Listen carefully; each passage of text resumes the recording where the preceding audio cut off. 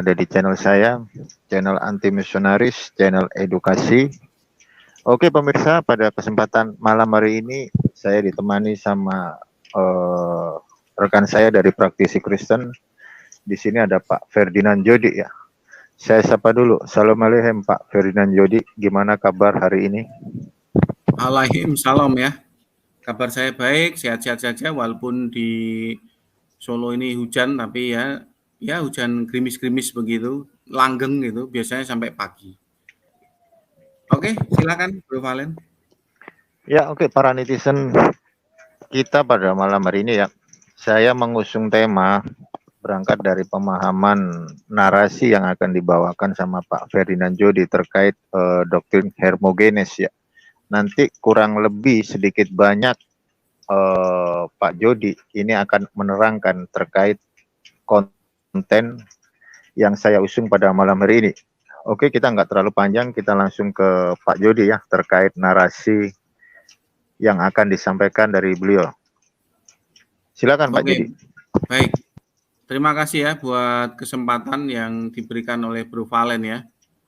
Pada malam hari ini kita akan coba buka judul Hermogenes dan pengaruhnya terhadap apologet homoousios. Kenapa kita ini mau membuka judul ini? Karena untuk menjawab kebutuhan tentu saja ya. Menjawab kebutuhan beberapa akun apologet Muslim yang agak kebingungan. Agak kebingungan ketika berdebat mereka dengan corak doktrin yang kita kenal di masa lalu itu corak doktrin Hermogenes. Nah, pada prolog ini supaya para viewernya Bro Valen atau viewernya channel saya sendiri itu bisa memahami apa itu hermogenes gitu. Jadi kita harus membawa cara berpikir kita, atmosfer kita itu ke masa lampau, ke masa bapak-bapak gereja, di mana pergolakan itu benar-benar sangat intens ya, sangat intens. Bahkan itu ada sebuah narasi dari Athanasius itu yang berjudul Contramundum. Contramundum itu artinya Athanasius itu merasa sendirian melawan semua orang atau melawan seluruh dunia. Nah, Athanasius itu diekskomunikado selama 5 kali oleh paham subordinat ya dari konsili Antioquia tahun 341 Masehi. Nah, dari dasar itulah Athanasius itu diekskomunikado. Tapi ini kita agak kesulitan ya mencari maskil knowledge-nya ya, karena memang Athanasius sebagai pemenang doktrin ini kita memiliki kesulitan ya untuk menelusuri di masa lampau bagaimana kelemahan-kelemahan pihak homoousios Athanasius. Kita nggak membahas itu ya, itu hanya prolog tadi. Jadi saya akan mengulanginya bahwa topik atau judul pada hari ini itu dikarenakan adalah kebutuhan dari pihak apologet Muslim atau pihak Unitarian atau paham-paham subordinat ya untuk berdebat mereka dengan mereka yang sudah sangat menguasai istilah-istilah teologi yang sulit-sulit yang membuat orang Muslimnya agak kelabakan gitu. Nah, langsung saja kita memahami apa yang disebut dengan hermogenes dan pengaruhnya terhadap apologet homoousios. Nah, ini saya ada salah satu maskil knowledge yang mungkin bisa membantu para viewer ini. Semoga ini bisa di-share ya. Share screen. Coba share screen. Share. Oh, share screen, share sebentar. Nah ini. Udah masuk Bro Valen ya?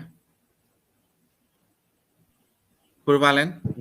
Ya, udah Pak Jodi, udah masuk. Oke. Nanti kalau share screen sudah masuk, saya selalu tanya, enggak apa-apa, Bro Valen ya? Iya, nggak apa-apa, Nah, lanjut. karena saya kadang tuh agak gugup, apakah share screen-nya udah masuk atau belum tuh, kadang saya agak gugup. Jadi begini, ini di dalam Maskell Knowledge dari buku Eusebius itu tertulis ya di halaman 142 kalau tidak salah ya, halaman 142 itu menulis seperti ini ya, saya bacakan ya. Bishop Theophilus of Antioch, 3 elementary treatises addressed to Autolycus are extant. From Theophilus, the previously mentioned Bishop of Antioch, and another entitled Against the Heresy of Hermogenes, in which he quotes the revelation of John. Heretics of the time were active as ever in corrupting the pure seed of apostolic teaching like so many weeds, and the pastors of the churches everywhere drove them off like wild beasts from Christ's sheep by warning the brethren and exposing the heretics through oral inquiry and refutation of their opinions in Brighton treatise. That Theophilus joined in the campaign against them is clear from his admirable work against Marcion, which has been preserved. His successor as Bishop of Antioch was Maximin, the seventh from the Apostles. Nah, ini saya akan coba ulang, yaitu that Theophilus joined in the campaign against them. Ya, them ini ada dua ya, yaitu melawan Marcion yaitu yang dibidatkan juga ya, melawan against Marcion dan against Hermogenes. Jadi ada dua di dalam Maskell Knowledge ini. Itu di zamannya Uskup Antioquia itu ada dua bidat. Dua bidat yang kita sebut itu adalah bidat Marcion, yang kedua adalah bidat Hermogenes. Oke ya, clear ya. Jadi dari Maskell Knowledge ini kita ketahui ada dua bidat di zamannya Uskup Antioquia. Nah, untuk bidat Marcion itu tidak kita bahas pada malam hari ini. Yang kita bahas itu adalah bidat Hermogenes yang adalah bidat yang muncul di zaman Tertullianus dan Theophilus Antioquia. Nah, ini yang paling penting ya, yang paling penting dipelajari buat mereka yang berpaham subordinat, juga untuk apologet muslim ya. Ini saya kasih narasi. Mereka memaknai dengan cara korup dari kutipan prolog Rasul Yohanes. Ya. Jadi korupnya itu bagaimana toh? Ya, panjenengan kalau baca di dalam Injil Yohanes 20 ayat 31, maksud Injil ini ditulis ya, maksud Injil ini ditulis apa? Supaya kamu tahu bahwa Yesus itu adalah anak Allah. Begitu. Jadi maksudnya itu ya nggak jauh dari situ. Jadi maksud Injil ditulis itu ya nggak jauh-jauh dari bahwa Yesus itu anak Allah. Begitu. Nah, tentu saja karena sang penulis itu memiliki maksud bahwa apa yang dinarasikan oleh Rasul Yohanes itu adalah tidak mungkin melebihi dari semacam plafon begitu. Plafon itu atap mentok, atap maksimal. Tidak mungkin.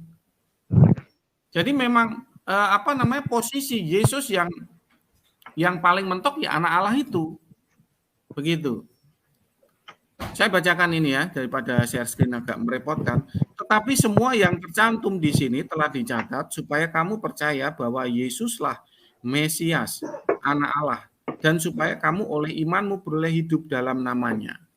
Nah, jadi prolog Rasul Yohanes dan maksud beliau menulis Injil Yohanes tidak mungkin melebihi plafon, tidak mungkin. Jadi atap plafon itu mentok itu Yesus itu anak Allah. Loh, tapi itu ditulis di Yohanes 1 ayat 1 itu hologos loh. Ya hologos itu hanya gelar. hanya gelar bagi anak Allah. Gitu. Jadi Bro Valen ini digelari kaisar begitu. Ya kaisar itu hanya gelar bagi Bro Valen. Jadi tidak bisa lalu tiba-tiba Bro Valen ini menjadi aspeknya firman Allah atau logosnya atau akal budinya Allah Bapa. Loh kok bisa begitu? Nah itulah maka yang ditulis di dalam narasi ini. Mereka memaknai dengan cara korup atau markup, ya markup dari kutipan prolog Rasul Yohanes. Nah itulah hermogenis, ya. Jadi dari sini kita tahu bahwa bagaimana hermogenis ini membuat orang Kristen itu keblinger menaikkan ya hakikat anak Allah menjadi logosnya Allah Bapa. Ya ini di zaman dahulu itu ada yang kita kenal dengan istilah hermogenis. Nah sampai di sini dulu Bro Valen, kira-kira ada pertanyaan atau sanggahan atau bagaimana, atau dari netizen yang di bawah kalau ada yang bertanya, kita bahas satu-satu dulu. Nanti ini banyak sekali yang akan kita bahas. Karena ini memang topik yang agak berat. Silakan Bro Valen. Ya, terima kasih buat sebagian narasi ya, prolog dari Pak Jody. Terkait dengan prolog yang barusan Pak Jody narasikan, seperti biasa ya, kita tahu bahwa apologet Kristen, tanda kutip Protestan, mereka sangat kesulitan untuk menjelaskan doktrin mereka, karena kita tahu yang berwenang untuk menjelaskan itu kan mereka yang terkait dengan masalah magisterium. Artinya kalau kita mau berdialog yang alurnya, rananya ke doktrin, mau nggak mau kita harus ke tradisi Bapak Gereja. Nah, kalau saya menyikapi ya, dari setiap perdebatan, banyak sekali apologet Kristen, tanda kutip Protestan itu kadang nggak sesuai alur Pak Jody. Nah, saya tuh kepingin mereka itu berapologet yang sesuai dengan alur gitu loh. Dan tidak terlalu untuk eksegesis mandiri mereka. Dan kalau ada narasi-narasi atau edukasi seperti ini, saya juga kepingin mereka itu juga memahami gitu loh. Alur-alur dari tradisi Bapak Gereja, terus siapa yang dibidatkan, alasannya kenapa dibidatkan. Nah, saya tuh kepingin mereka tuh mengerti gitu loh Pak Jody.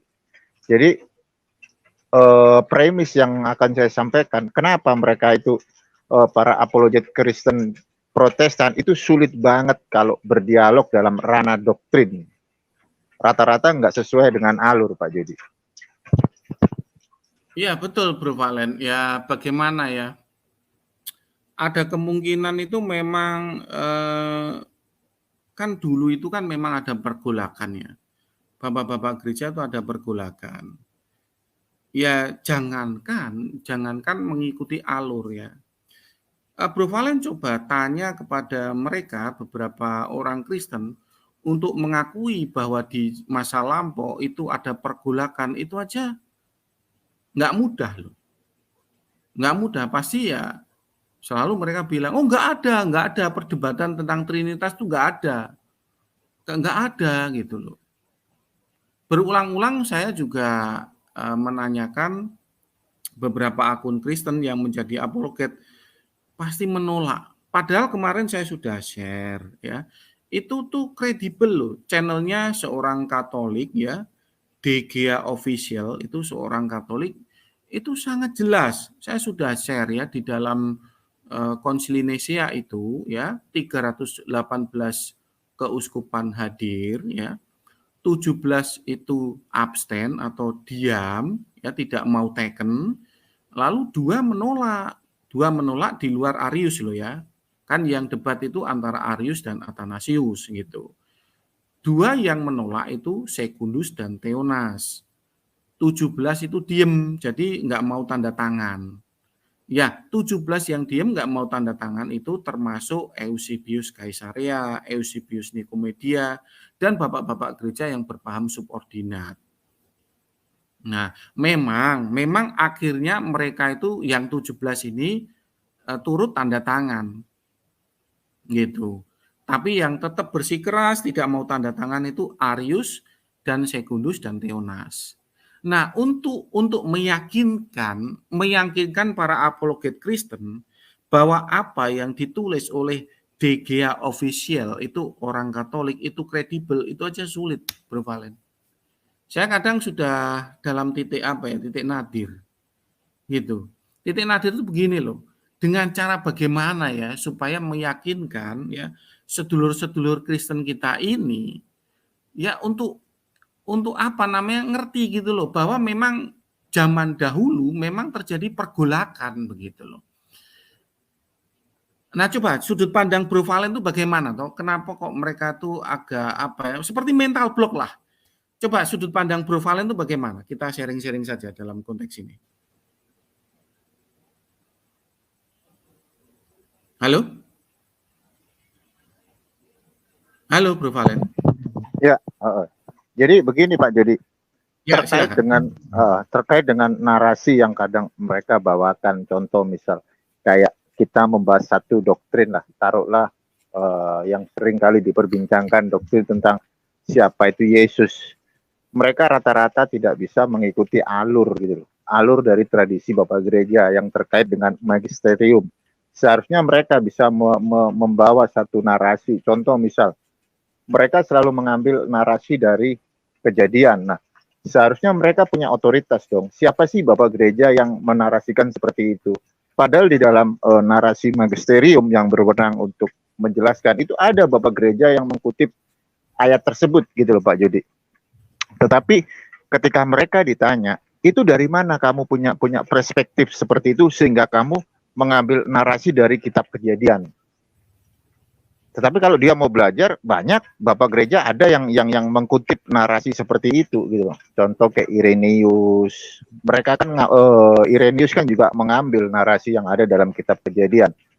Nah, kalau mereka bisa sampai seperti itu, artinya mereka punya otoritas. Ketika ditanya dari mana kamu kok bisa menarasikan Kejadian pasal 1 ayat 1 sampai 3 itu adalah dari Trinitas. Kalau dia bisa jawab, oh ini dari contoh kayak Theophilus, terus Irenaeus. Nah, mungkin ini akan lebih menarik dan kita akan memakai satu premis lagi. Kenapa sih kok Irenaeus dan Theophilus mengambil narasi seperti itu? Nah, kita cari lagi, ya kan? Cari lagi di data-data yang dijabarkan baik itu oleh Theophilus dan juga oleh si Irenaeus tersebut gitu. Jadi ada alurnya dan bukan berarti ketika mereka mengutip ayat ini mereka nggak punya otoritasnya kayak gimana. Artinya mereka cuma dengar dari satu pihak ke pihak lain tanpa tahu siapa sih otoritas sebenarnya yang mengambil narasi dari ayat tersebut. Nah, kayak begitu Pak Jody. Ya, seharusnya idealnya memang begitu ya, yang saya lihat ya. Tetapi ya bagaimana ya, saya juga agak kesulitan ya. Semoga gini aja Bro Valen ya. Semoga sinkronisasi channel kita ini ya, semoga bisa membuat orang Kristen itu tertarik kepada sejarah Bapak Gereja dari sudut pandang yang lebih apa ya, lebih terang lah begitu. Ya saya sih tidak mengaku bahwa sudut pandang saya itu objektif gitu. Saya tidak mengklaim begitu, tapi minimal tuh jangan utamakan brainwash begitu loh. Jangan utamakan brainwash ya. Kalau memang ya di dalam versi buku Eusebius Kaisaria ini ya menulis bahwa memang ada satu doktrin di masa lalu yaitu hermogenes ya, hermogenes ini ya yang korup dari prolog Rasul Yohanes, mbok ya orang Kristen tuh minimal tuh merenungkan dulu begitu loh. Ya kan, merenungkan dulu benar panda apa yang ditulis oleh Eusebius Kaisaria eh, di dalam apa narasinya gitu, di dalam buku itu tentang tentang apa uskup uskup Theophilus Antiochia gitu. Maskal knowledge yang saya tadi screenshot itu. Jadi ada dua bidat, saya ulangi lagi, ada dua bidat di masa lampau.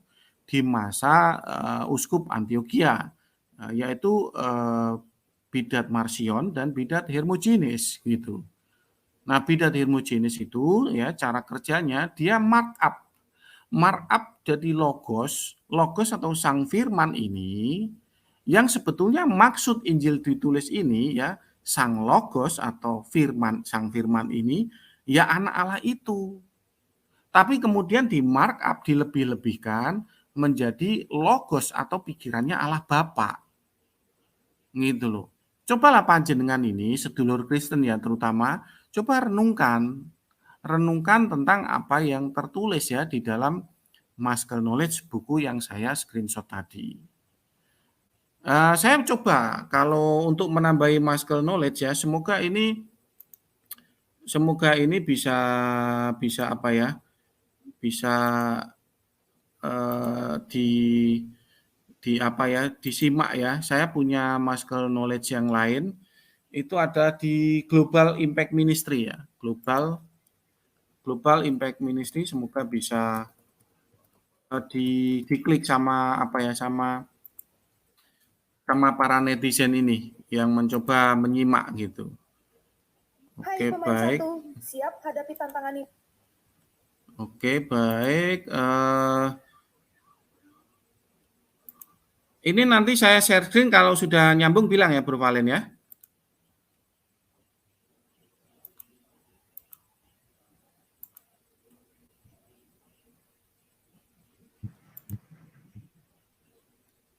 Ya, oke. Lanjut Pak. Jadi udah masuk. Ya. Masuk.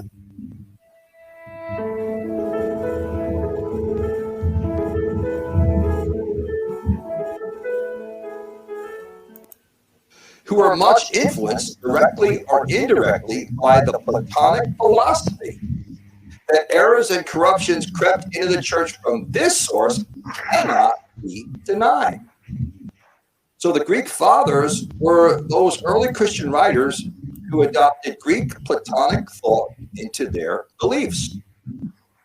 The book entitled The Church of the First 3 Centuries says, the doctrine of the Trinity was of gradual and comparatively late formation. It had the doctrine of the Logos and the Trinity received their shape from Greek fathers who were much influenced directly or indirectly by the Platonic philosophy. That errors and corruptions crept into the church from this source cannot be denied. Baik ya, saya tulis ya dari narasi ini Global Impact Ministry ya. Ini narasi dari sudut pandang lain ya untuk memperkuat screenshot tadi dari buku Eusebius itu. The doctrine of the Logos and the Trinity. Jadi doktrin Trinitas yang menggunakan istilah-istilah logos itu receive their shape from Greek fathers, menerima dari bapak gereja yang berdarah Yunani gitu. Who were much influenced directly or indirectly by Platonic philosophy. Jadi dipengaruhi oleh filosofi Platonik gitu. That error itu kesalahan ya. Kesalahan dan corruption creep into the church from the source cannot be denied. Jadi bahwa error dan korup dari makna logos itu nggak bisa disangkal gitu. Nah, saya lanjutin lagi ya dari narasi Global Impact Ministry ini. So the Greek fathers were those early Christian writers who adopted Greek Platonic thought into their beliefs. The book entitled The Church of the First 3 Centuries says, the doctrine of the Trinity was of gradual and comparatively late formation. Baik, doktrin dari Trinity, yang dimaksud Trinity ini adalah yang pemenang doktrin sekarang gitu loh. Pemenang doktrin sekarang ini gradual itu secara bertahap. Secara bertahap itu mengalami formasi yang lambat gitu, lambat formasi, late gitu, comparatively late formation gitu. Oke, kita coba ulang lagi di awal-awal ya. The doctrine of the Logos and the Trinity received their shape from Greek thought, even praised them. The historical evidence proves that Tertullian was the first Christian writer to use the word Trinity with the words three distinct persons. The new Schaff-Herzog Encyclopedia of Religious Knowledge plainly documents the historical influence that Greek philosophy had on the development of the Trinity. The doctrine of the Logos and the Trinity received their shape from Greek fathers who were much influenced directly or indirectly by the Platonic philosophy. That errors and corruptions crept into the church from this source cannot be denied. Nah, ini saya ulangi lagi ya. Saya ulangi lagi narasi ini yang memperkuat bahwa jadi istilah logos yang sebagai akal budinya Tuhan, akal budinya Allah Bapa, itu merupakan suatu hal yang error itu salah dan korup. Nah, saya nggak ngawur loh ya, Karena apa? Karena di dalam Yohanes 20 ayat 31, maksud Injil ini ditulis ya, supaya kamu percaya bahwa Yesuslah Mesias, anak Allah. Dan supaya kamu oleh imanmu memperoleh hidup dalam namanya. Jadi plafonnya itu Yesus sebagai anak Allah. Jadi itu mentok itu ya Yesus sebagai anak Allah. Jadi jangan di markup lagi anak Allah itu ya logosnya Allah atau pikirannya Allah atau akal budinya Allah. Ya, itu adalah error dan korup gitu loh dari narasi Global Impact Ministry begitu. Nah, ini coba saya lanjutkan langsung ya ke menit ke-4 ya. With a priori definition of the deity of God. One essence, three persons. Neoplatonic elements were unmistakably present in this definition, end quote. The writings of Tertullian himself prove that he believed that the Son was created by the Father before the world was created, and that the Son was always subordinate to the Father even before his birth in Bethlehem. Therefore, the chief founding father of Trinitarian theology was really an Arian who wrote in Against Hermogenes chapter 3, and I quote, founding father of... Baik, ini saya tulis lagi bagi mereka yang tidak percaya bahwa Tertullianus berpaham subordinat ya. Saya ulangi lagi kemarin dengan Bro Joker Swasta. Jadi di dalam risalahnya Tertullianus Hermogenes chapter 3 ya. Jadi dari narasi Tertullianus ini yang pertama itu memang dia bersama dengan Theophilus Antiochia itu melawan Hermogenes. Nah, itu dari kesimpulan data ini kita tahu bahwa di zaman itu Tertullianus dan Uskup Theophilus Antiochia itu melawan Hermogenes. Gitu. Kalau Tertullianus itu memiliki risalah malah. Risalahnya yang berjudul Against Hermogenes. Against Hermogenes di bab 3. Nah, jadi begini loh. Saya itu menarasikan di dalam konten judul ini bahwa doktrin Hermogenes itu memang ada di masa lampau. Saya berusaha meyakinkan para panjenengan yang menjadi viewernya Bro Valen ini, doktrin Hermogenes itu memang ada di masa lampau. Jadi saya memastikan bahwa saya itu tidak ngarang bebas atau tidak ngawur begitu. Jadi ada suatu maskul knowledge yang bisa dipercaya atau kredibel bahwa memang doktrin yang bernama Hermogenes itu ada. Itu ada risalahnya ya di dalam risalah Tertullianus yang berjudul Against Hermogenes. Nah, jadi ada dua tokoh besar yang di masa lampau yang melawan Hermogenes, yaitu adalah Tertullianus dan Theophilus dari Antiochia. Nah, ini yang yang agak mungkin agak baru ya, diterima lah oleh para viewer ya. Jadi ini memang memang sesuatu yang apa namanya, istilahnya nggak mudah lah, karena memang baru disimak ya oleh para viewer. Maka saya berhenti dari sini dulu. Mungkin ada pertanyaan dari Bro Valen atau para netizen, supaya apa namanya, kita bisa memahami pelan-pelan dari topik ini. Silakan Bro Valen, dilanjutkan. Ya, nggak apa-apa, dilanjut dulu Pak Jody. Nanti kalau itu saya pasti nanya. Ini lagi saya catat-catat nih soalnya Pak. Oke. Nah ini ternyata Bro Valen nyatet ya para netizen. Ada noise Bro Valen. Oke. Ya ini apa namanya, para netizen ya. Ini Bro Valen ini nyatet ya. Memang karena memang mungkin bagi Bro Valen ini agak baru juga ya, apa namanya, untuk membahas tentang doktrin hermogenis yang di masa lampau begitu.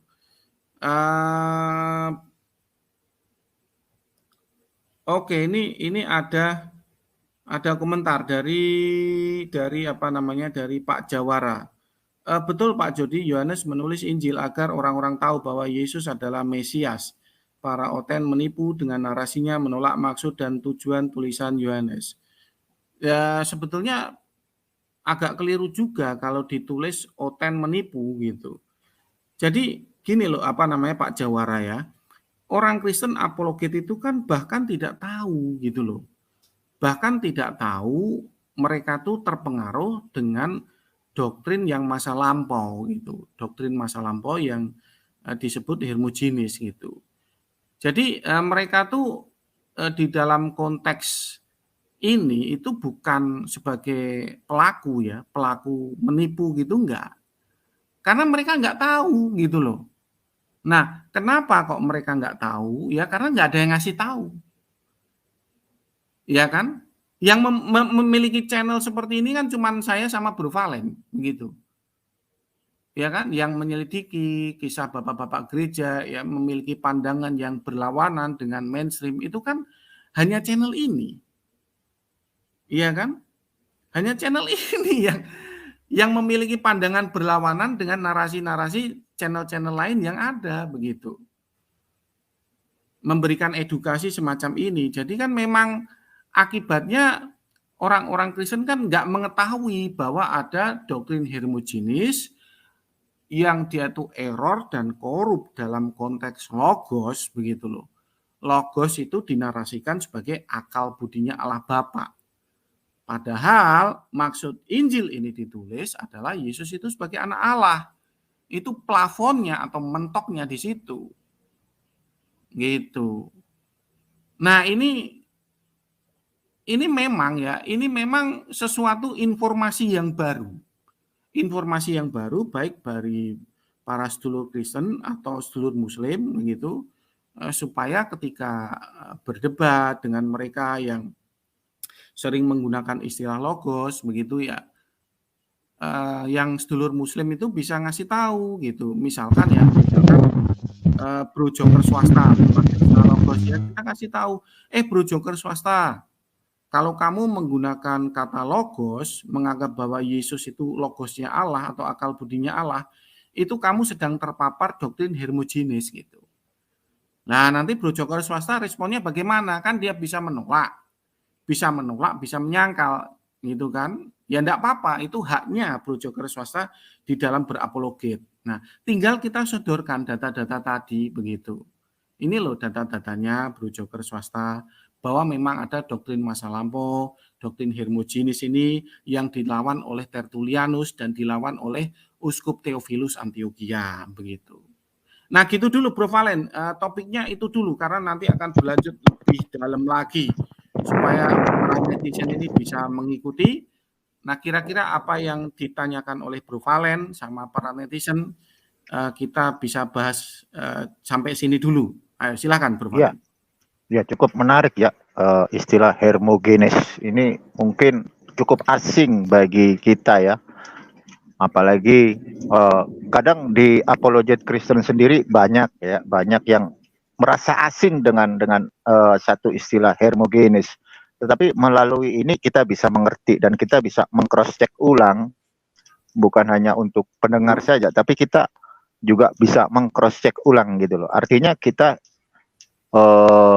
hidup ini kan bukan hanya sekedar kerja, makan dan segalanya, tapi kita juga terkait dengan masalah dialog, apalagi sering ada perdebatan yang semacam ini. Jadi kita bisa mengerti ya terkait masalah hermogenes dan juga lika-liku yang ada di dalam, kita akhirnya bisa mengerti. Jadi kita bukan jadi pendengar saja, kita juga ikut mempelajari sekalipun kita nggak mengimani. Itulah yang bisa kita dapat menjadi bahan rujukan atau perbandingan, dan kita bisa berdialog dengan cukup kredibel dan mengikuti alur.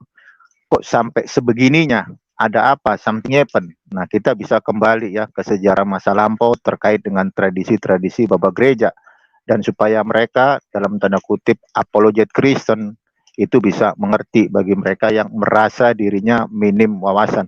Kenapa ya? Karena kalau saya lihat banyak dari sekian persen para apologet itu, mereka itu nggak tahu, tetapi mereka ingin menunjukkan dirinya kalau dia itu pandai berdialog, tetapi wawasan mereka kurang ya.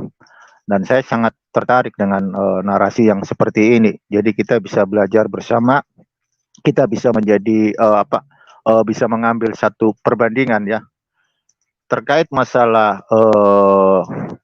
doktrin yang baru dijelaskan Pak Jody. Saya tertarik dengan banyak sekali para apologet Kristen ini kalau membahas, pasti mereka itu mengeksegesis firman atau hologos itu secara berlebihan. Nah, ini saya juga nggak tahu dari mana mereka mengambil satu perspektif menerangkan hologos dengan cara yang berlebihan, tidak mengikuti alur dari bapak-bapak gereja, Pak Jody. Nah, itu yang mau saya tanyakan. Jadi kalau kita lihat itu semacam pengaruh hermogenes ini sifatnya tuh pelan-pelan, Bro Valen. Jadi pelan-pelan dan enggak frontal begitu. Sehingga tuh orang Kristen itu enggak sadar gitu loh bahwa dia dipengaruhi oleh doktrin kuno yang disebut dengan doktrin hermogenes ini, yang menafsir hologos secara berlebihan. Bahkan melebihi plafon atau istilahnya atap, batas atap atas, yaitu Yesus itu memang batas atapnya sebagai anak Allah. Gitu. Lalu di markup, jebol itu plafonnya, ya, anak Allah itu menjadi hologos atau pikirannya Allah sendiri, begitu. Nah, karena masuknya itu pelan-pelan, sehingga orang Kristen nggak sadar bahwa mereka tuh sebetulnya mengikuti doktrin hermogenes yang di zaman dahulu dilawan oleh Tertullianus dan Theophilus Antiochia. Begitu. Nah, ini bagus ada yang keberatan ya ini. Ini kelihatannya saudara kita yang beragama Kristen ya. Oh baik ya, saya jawab ya ini Bro Valen ya. Boleh saya bertanya Bapak Jody, tentu punya motivasi dalam hal pembahasan ini. Dan apakah Paman Jody punya kepentingan juga dalam pembahasan ini? Mohon penjelasannya. Seperti yang saya bilang ya, saya memiliki kepentingan untuk supaya paham subordinat itu bangkit. Ya, bagaimana caranya paham subordinat bangkit? Ya dengan cara mengedukasi para sedulur Muslim, sedulur Kristen, terutama ini adik Cecilia Sura, begitu kan. Dan saya di dalam mengedukasi ini memiliki muscle knowledge yang saya rasa cukup kredibel, begitu loh. Jadi saya menghindari cara-cara kotor, cara-cara fitnah, begitu kan. Saya hanya membaca dari muscle knowledge yang ada. Saya menimba dari channel-channel YouTube yang cukup objektif, cukup kredibel, begitu ya. Bahkan mereka menulis bahwa ada narasi di dalam Against Hermogenes chapter 3, begitu. Walaupun saya tuh nggak punya bukunya, nggak punya risalahnya, tapi dari situ saya yakin bahwa ini channel YouTube ini tuh nggak ngarang bebas, begitu loh. Karena apa? Karena memang orang-orang Kristen di dalam memberikan data-data semacam itu tuh jarang ya. Yang mereka tuh terbiasa dengan ngarang bebas gitu. oh ternyata doktrin Hermogenes itu nggak ada. Lalu kemudian Global Impact Ministry itu mengada-ada bahwa ada doktrin Hermogenes chapter 3 begitu. Nah, supaya ini semoga bisa menjawab sama adik Cecilia Sura ya, bahwa saya menarasikan ini supaya doktrin subordinat itu bangkit. Begitu. Kan saya memahami doktrin subordinat dari Tertullianus. Gitu kan. Untuk supaya doktrin subordinat itu bangkit, ya saya kan hanya menanamkan kesadaran, memberikan edukasi, menanamkan kesadaran baik bagi para apologet muslim yang terkadang berdebat dengan para apologet Kristen. Itu yang pertama itu. Lalu yang kedua saya juga pengen merangkul terutama adik Cecilia Sura ini begitu, merangkul supaya sadar di zaman dulu ada loh doktrin Hermogenes begitu. Nah, saya tuh terbuka loh, dilawan, didebat, disalahkan. Tanya Bro Valen ini. Apa saya tuh terus monolog lalu kemudian terus membuka tutup kran, melarang orang masuk channel ini. Apa saya pernah begitu Bro Valen? Coba Bro Valen jelaskan Bro Valen. Ya, jadi Pak Jody ini dia begini loh netizen, dia mau memaparkan alur sebuah doktrin yang berangkat dari pendekatan bapak-bapak gereja. Jadi tradisi-tradisi bapak gereja itu jangan sampai hilang gitu loh. Artinya kalau kita ngelihat perspektif kekristenan yang mungkin sering berdialog itu kan dia rata-rata kan Protestan semua. Dan mereka rata-rata nggak punya pijakan gitu. Dari mana mereka bisa menjelaskan, terus dari mana mereka otoritasnya, itu kan nggak ada sama sekali. Nah, kebetulan Pak Jody ini ingin membuka pengetahuan kita terkait dengan alur doktrin-doktrin dari bapak-bapak gereja supaya dialog itu bisa teratur gitu. Jadi banyak kalau kita ngelihat di setiap channel ya, debat Islam Kristen, debat Kristen Judaism, rata-rata nggak ada otoritas gitu. Artinya ketika mereka ingin menjelaskan satu konsep doktrin, mereka nggak ngerti ini dari mana, berangkat dari siapa, terus literasinya di mana. Dia nggak ngerti, rata-rata langsung main di ayat. Nah, kalau orang main di ayat, itu jatuhnya pasti perang ayat. Kenapa? Karena tidak mengikuti alur gitu loh. Konsep dia dari mana? Nah, kayak gitu. Jadi di sini Pak Jody membuka ruang untuk memberikan satu penjelasan terkait dengan doktrin dan tradisi-tradisi Bapak Gereja. Itu sesuai dengan narasi di masa lampau dan bisa dibuktikan di data masa sekarang. Jadi kita pakai yang namanya data masa lampau dan kita cross checkkan di dalam data masa sekarang. Nah, kurang lebihnya seperti itu. Dan saya tanya lagi ya Bro Valen, apakah saya di dalam menjelaskan ini menolak untuk dibidatkan, dianggap sesat, menolak kritik, lalu kemudian menjadi monolog yang menutup keran dialog? Apakah saya pernah seperti itu Bro Valen? Oh tidak ya, jadi Pak Jody ini bisa dikritisi, bisa. Jangankan dikritisi, kadang sering kali untuk dibilang bidat itu sering. Jadi itu adalah hal yang cukup wajar ya. Dan kita tahu pemenang doktrin ya seperti itu. Kalau kita ngelihat narasi-narasi yang ada di dalam tradisi Bapak Gereja yang terdapat di dalam magisterium, apapun yang tidak sesuai dengan magisterium, pengajaran-pengajaran dari otoritas dan tradisi Bapak Gereja, itu masuk dalam kategori bidat. Itu sudah hal yang cukup lumrah di antara mereka gitu loh. Tetapi di sini kita bisa mengerti, oh ternyata dulu itu ada presbiter yang bernama Arius dan dia adalah seorang bidat. Tetapi apakah kita tidak boleh untuk mempelajari itu semua terkait dengan masalah historis? Itu perlu. Karena kalau kita terjun di dunia dialog, terus habis gitu apa yang kita ceritakan itu sebenarnya adalah alur dari tradisi Bapak Gereja, maka kita harus flashback, kita kembali ke dalam alur tersebut gitu loh. Jadi mungkin seperti itu Pak Jody.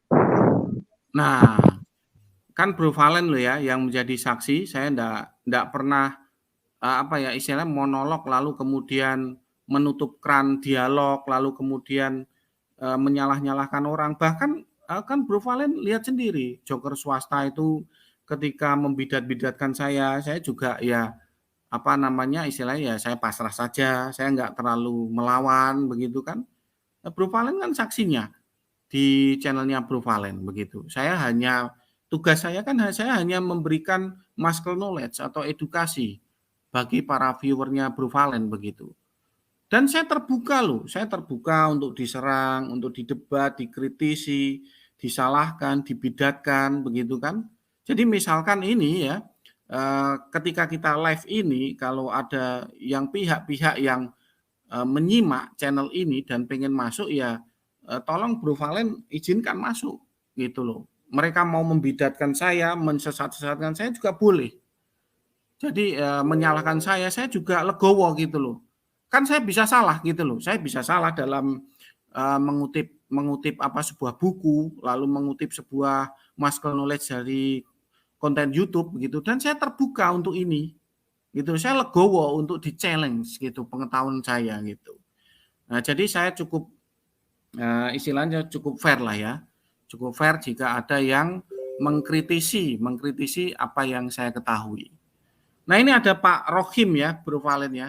Coba kita sapa dulu Pak Rohim ya. Assalamualaikum buat Pak Rohim. Apa namanya? Kalau ada yang pengen dikomentari, silahkan Pak Rohim angkat suara akan judul pada malam hari ini.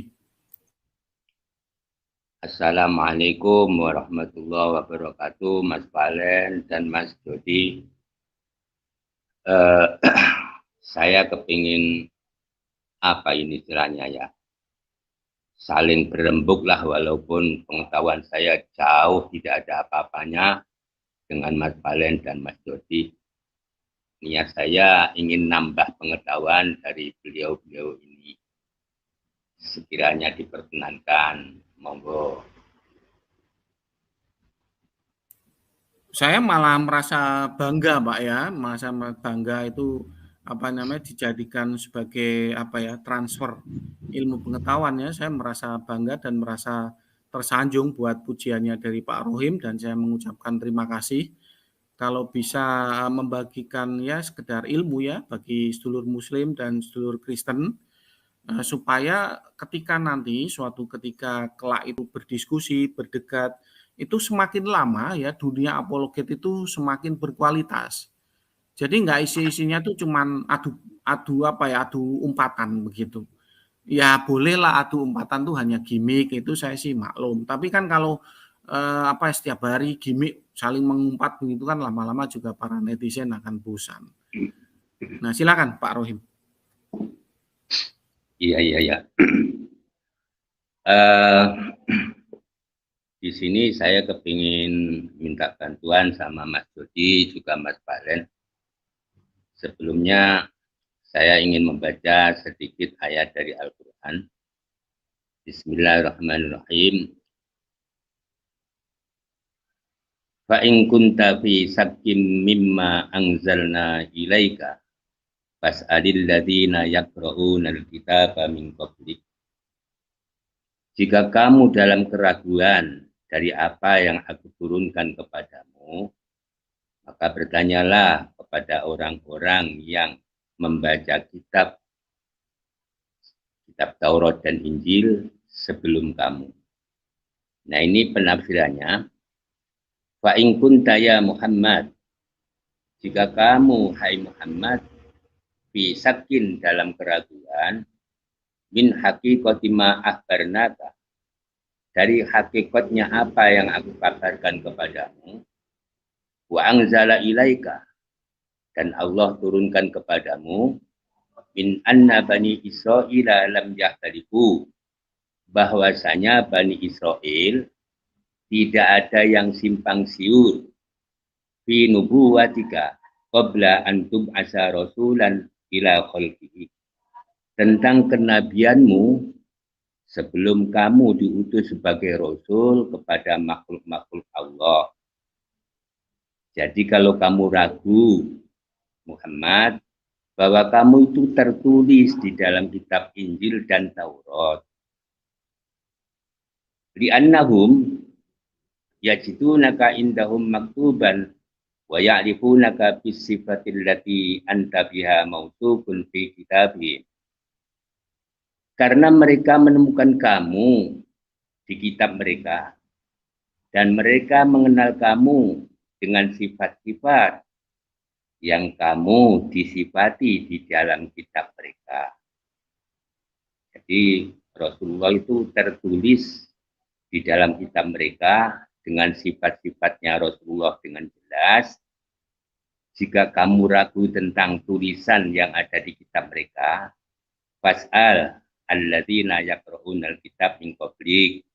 Maka tanyalah Muhammad terhadap orang-orang yang telah membaca kitab Injil dan Taurat. Abdullah bin Salam, seperti Abdullah bin Salam, wa nahwihi, dan sesamanya.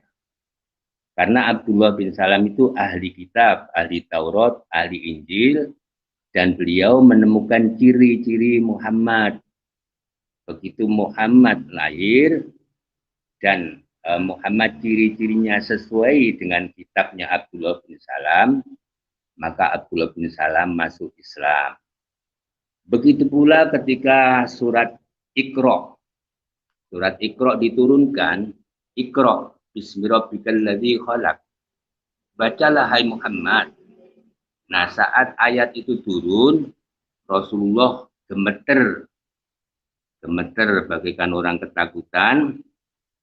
Lalu Rasulullah pulang ke rumah Siti Khadijah.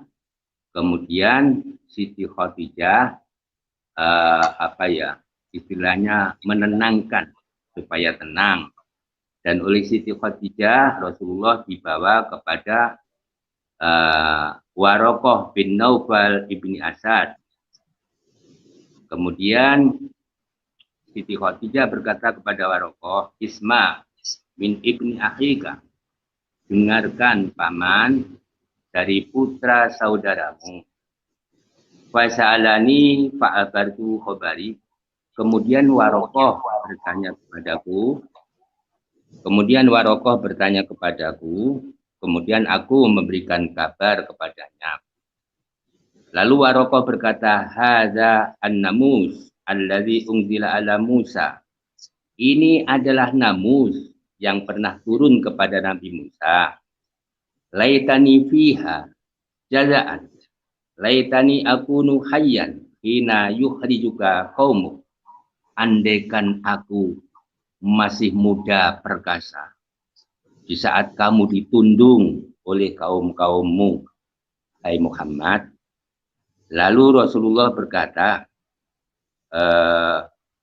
amukhriji-yahum, apakah kaum-kaumku akan mengusir aku? Qala na'am. Kata Waraqah, iya, kamu nanti akan diusir. Artinya hijrahnya Rasulullah belum terjadi. Waraqah sudah tahu karena di kitab Waraqah tertulis bahwa Rasulullah nanti diusir sehingga hijrah ke kota Madinah. Pertanyaanku, masih adakah Injil dan Taurat yang menceritakan itu? Itulah yang aku minta tolong kepada Bang Valen dan Mas Jody. Silakan dilanjut. Ya, oke. Terima kasih untuk pertanyaan dari Pak Rokim ya, cukup bagus. Terkait dengan baginda, seorang nabi yang diyakini oleh umat Islam, ketika kami mempelajari terkait masalah narasi dari seorang tokoh sentral yang diimani sebagai seorang nabi bagi praktisi Islam, kalau kita ditanya di mana ada nama baginda, kami cuma bisa menunjukkan ada di dalam literatur Yahudi, itu ada di dalam Hilkot Melachim, di mana di sana dijelaskan dengan sebutan sebagai Ismail atau putra Ismail. Beliau disebutkan, dinarasikan bahwa Muhammad itu adalah salah satu bagian daripada rencana Shem atau rencana Tuhan untuk mempersiapkan jalan bagi Mesiasnya Yahudi, dan juga untuk mempromosikan satu Tuhan. Mungkin itu aja yang bisa saya sampaikan Pak Rokim. Terima kasih. Oke, terima kasih Bang Valen. Silakan dilanjut Mas Jody, saya tak mendengar. Baik ya.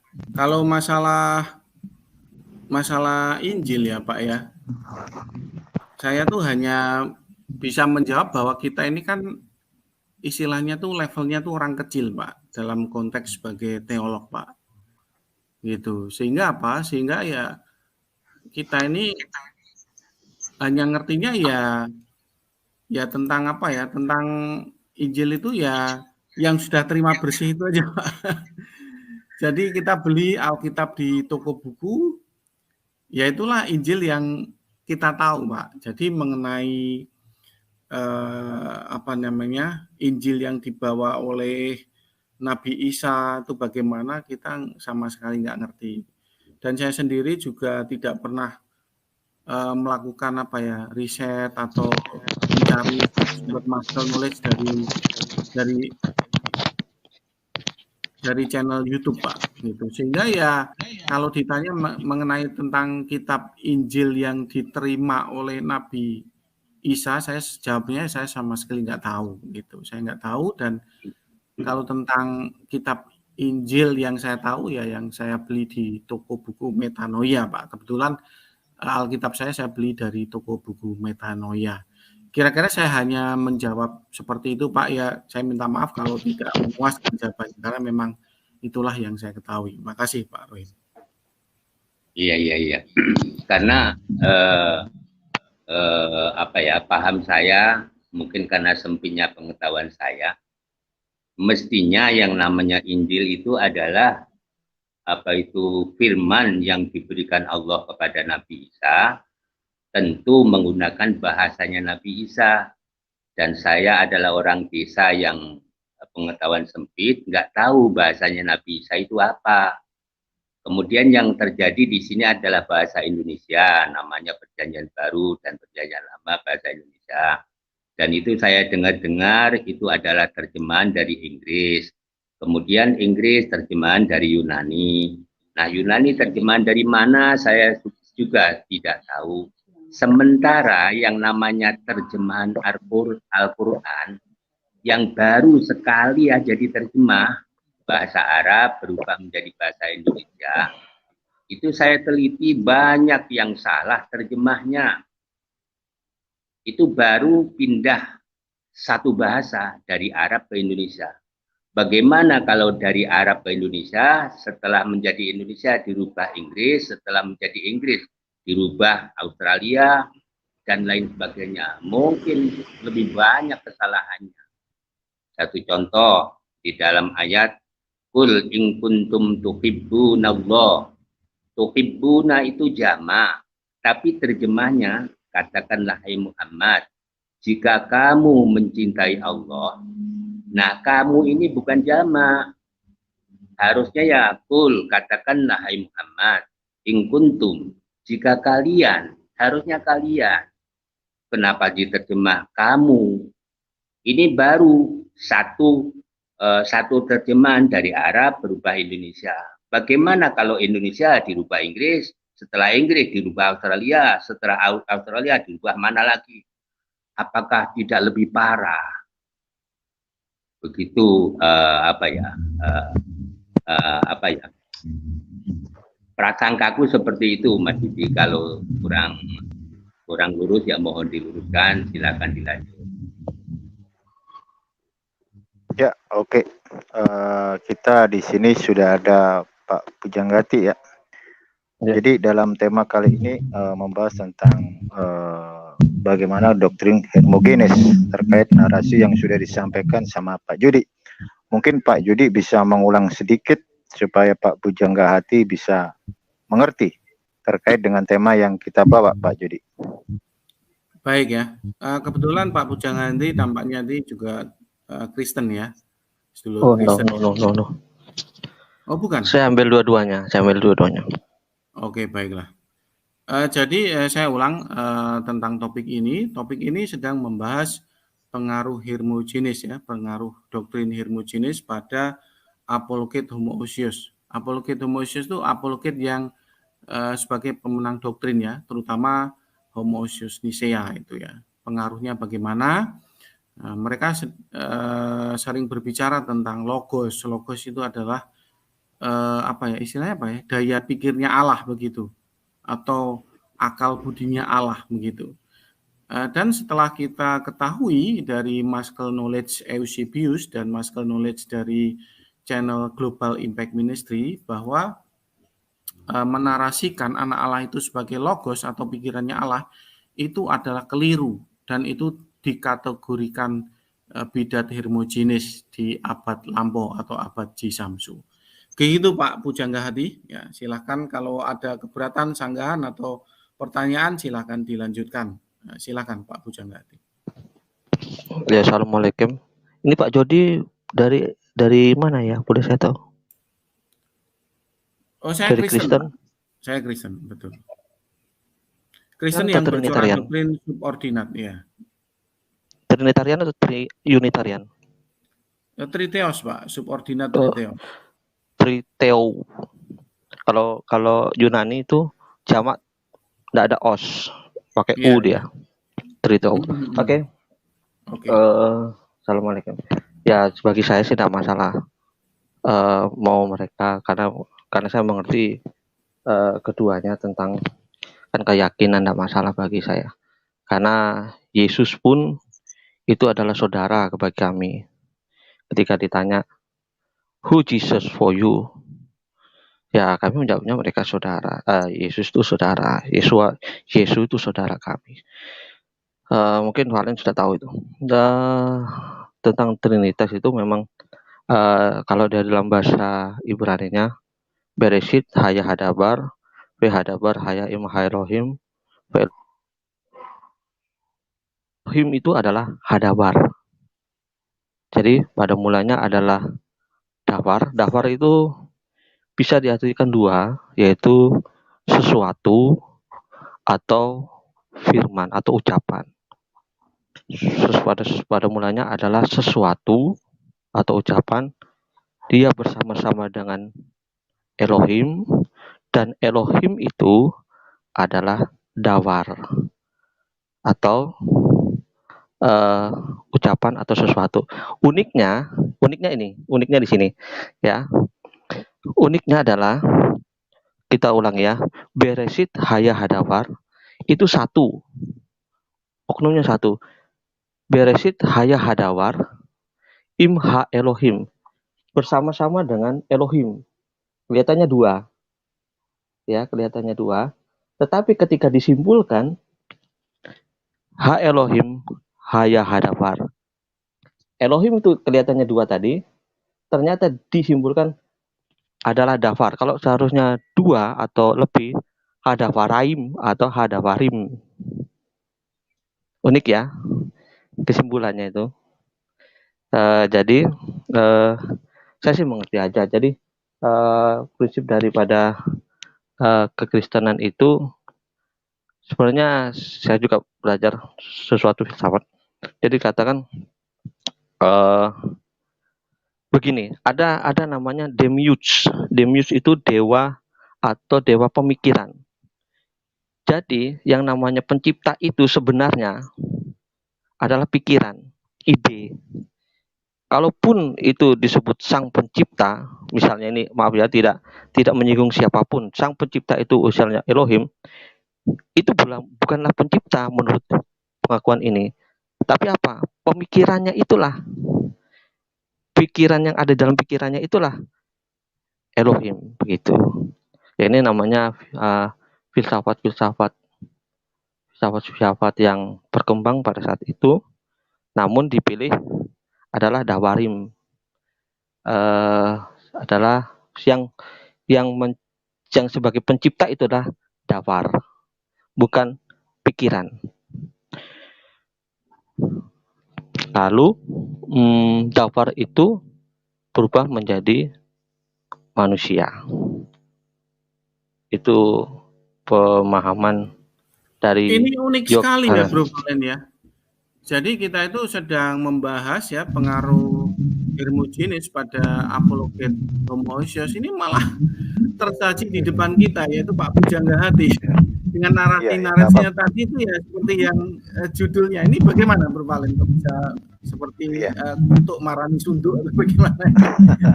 Ya nggak apa-apa, Ya, mungkin Pak Pujangga bisa menyelesaikan narasinya terlebih dahulu. Nanti kita tunggu saja ya menyelesaikan narasinya Pak Pujangga. Silakan. Ya.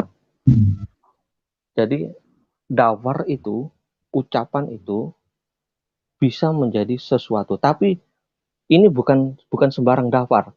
Di situ adalah hadafar, sama seperti Mesia yang dinanti-nantikan adalah Hamesia atau Hamosia. Jadi H itu karena ada H di depannya, maka dia disebut sang sesuatu atau sang ucapan atau sang firman. Nah, ini berarti sebuah menuju kepada oknum. Sama seperti ketika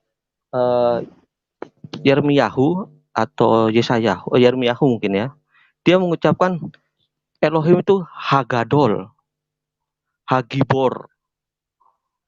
Dia adalah yang besar dan yang kuat, Hagibor. Jadi sama seperti hadafar, ya seperti sang pengucap. Sang mengucap dia jadilah. Nah, itu sebabnya dia disebut sebagai Elohim oleh Yokanan. Yokanan ini adalah saudara daripada Yesus.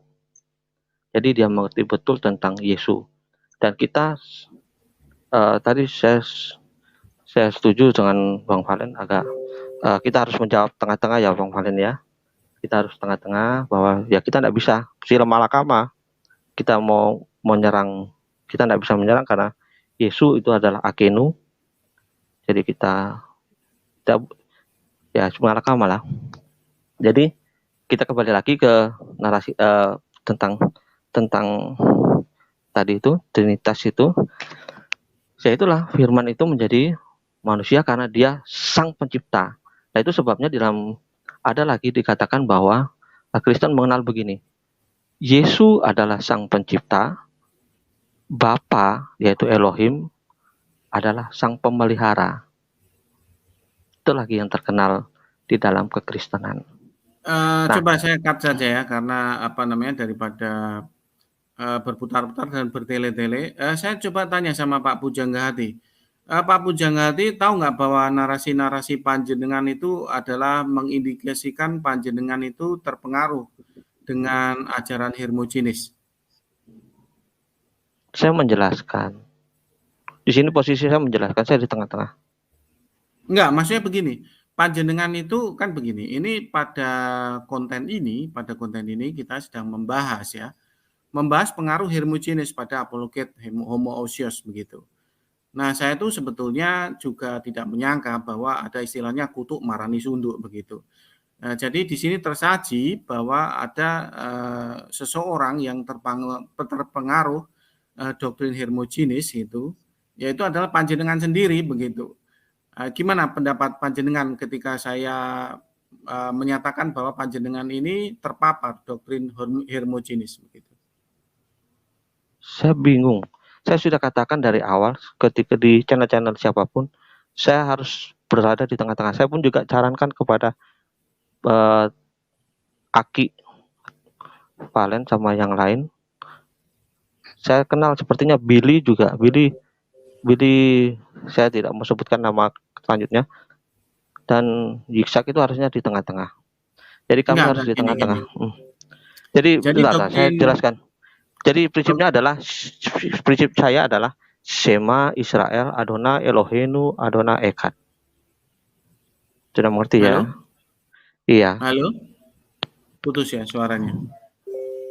Halo, bisa dimengerti? Bisa disambung? Bagi prinsip saya adalah Adonai Eloheinu Adonai Echad. Oke, baik. Jadi begini loh Bro Pujanggahati ya. Jadi kita itu sedang membahas pengaruh Hermogenes ya, pengaruh doktrin Hermogenes pada para apologet begitu. Kenapa kok kita membahas ini? Karena memang banyak para apologet Muslim yang meminta penjelasan pada saya sebagai narasumber subordinat, itu meminta pada saya gimana Pak Jody cara menghadapi orang-orang yang memakai istilah logos pada Yohanes 1 ayat 1 begitu. Nah, makanya konten ini kita buat sesuai dengan request para viewer, baik viewernya Bro Valen maupun viewer saya begitu. Nah, kok malah ini Pak Pujanggahati ini malah menjadi suatu contoh yang nyata bahwa ada seseorang yang terpengaruh doktrin Hermogenes begitu. yang menganggap bahwa anak Allah itu sendiri adalah sang logos itu, logosnya Allah Bapa begitu, atau pikirannya Allah Bapa begitu. Nah, panjenengan tuh keberatan nggak gitu kalau saya anggap panjenengan sedang terpapar doktrin hermogenis, begitu Pak Pujanggati? Enggak lah, kan saya berbeda, cara bicara saya berbeda. Bagaimana saya bisa bilang terpapar? Saya hanya menjelaskan ketika saya mengerti ini. Sebab di dalam Yohanan first reason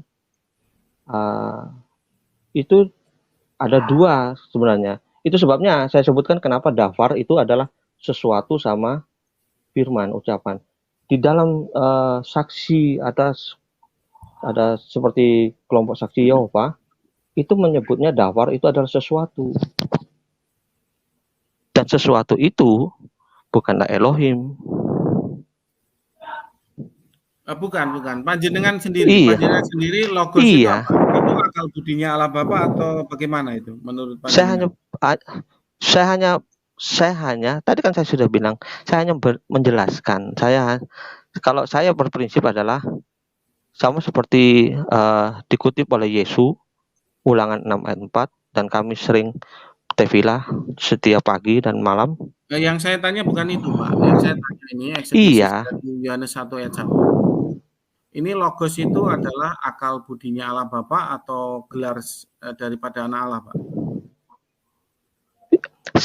Saya tidak ingin menjustifikasi. Saya hanya menceritakan penjelasannya saja. Sebab ketika kami mengatakan itu keliru, itu berkenaan dengan Akinu atau saudara kami, Yesus sendiri, begitu. Ya biarkan saja berkembang. Toh itu bukan artinya bagi kami. Yesus pun juga mengajarkan berdoa, Bapa kami, Avinu Sewas Mayim Yitkar Semka Tabur Markotka. Gini Pak, Bapa ya. kami ini, Jadi gitu. panjenengan itu memiliki suatu pemahaman ya. Itu bukan urusan saya, Pak ya, bukan urusan saya, dan bukan juga kita memiliki kepentingan untuk dibahas di konten ini ya.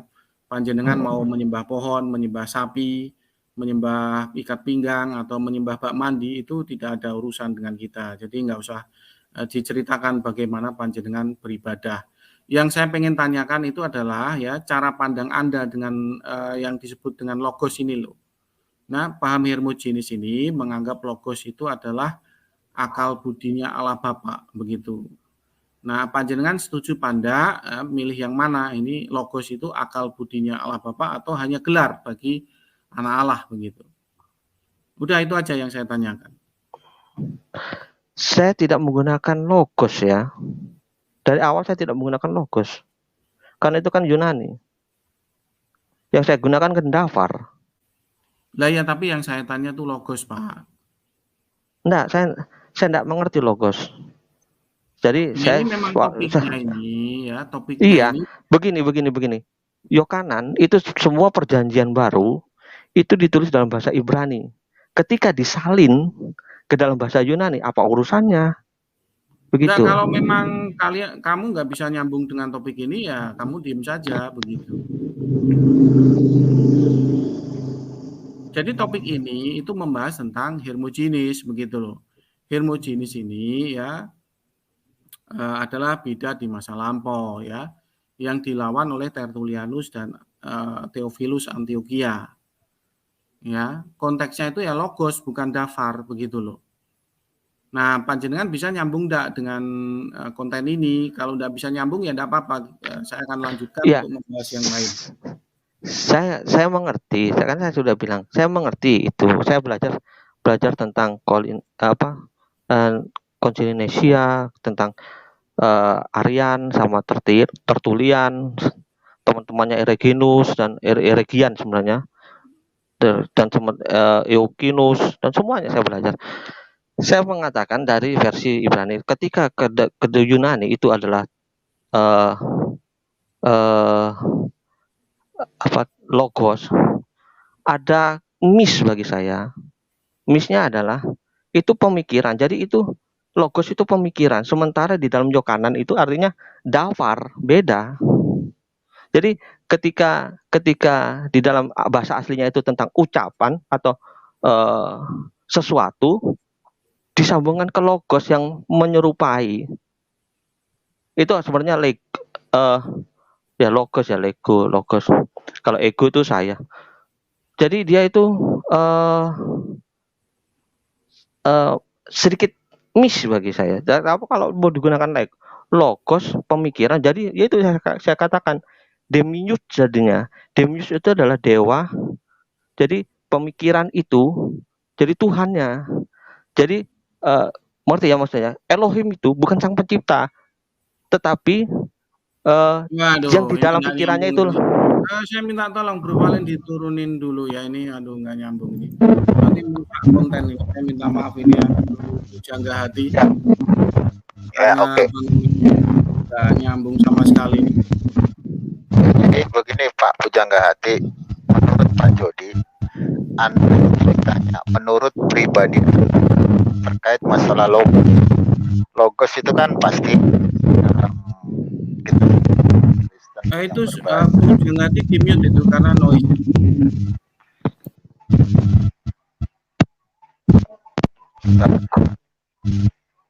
Ya, jadi Pak Jody itu bertanya terkait masalah kata logos ya, atau yang bisa dikenal dengan firman gitu lah.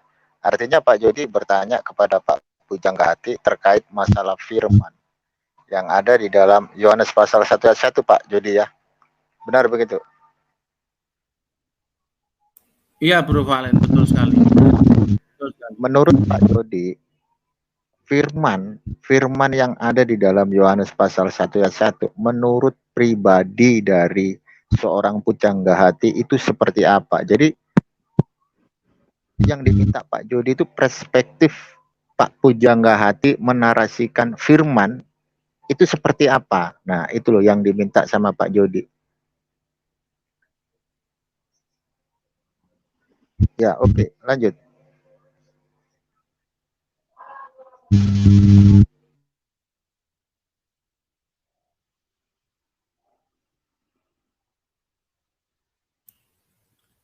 Oke, ini sepertinya dia nggak Valen karena ya lanjut Pak Jody. Ya.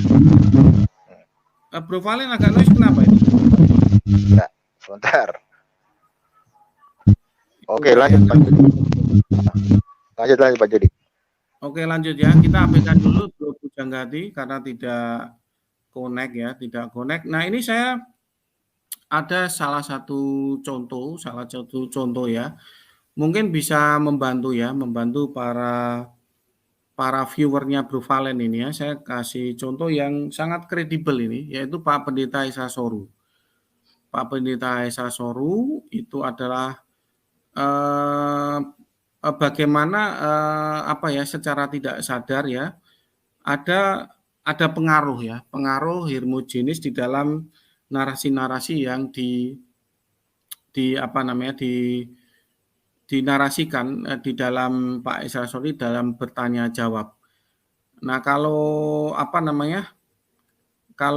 panjenengan bisa menyimak ini, itu nanti akan saya bandingkan dengan Symbolum Athanasium ya. Tapi ini yang menyimak ini harap bersabar ya, karena memang ini topik yang agak berat ya. Saya mulai dari kutipan channel ini ya. Oke. Saya coba share. Ya, share screen. Share sistem video. Ya, share. Baik, ini mari ke... Jangan lupa Pak. Ilustrasi yang saya berikan dan tolong karunia. Bagaimana sih penggalan Allah dan apa yang terjadi? Bro Valen, sorry, itu noise suaranya Bro Valen.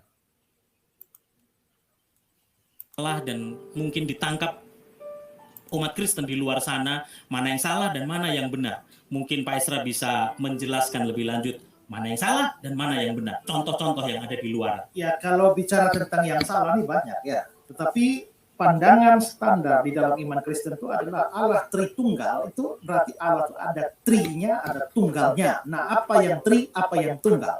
Nah, jangan berpikir bahwa Allah Tritunggal itu adalah Allah 3 sekaligus 1, Allah 1 sekaligus 3. Itu tidak masuk di akal.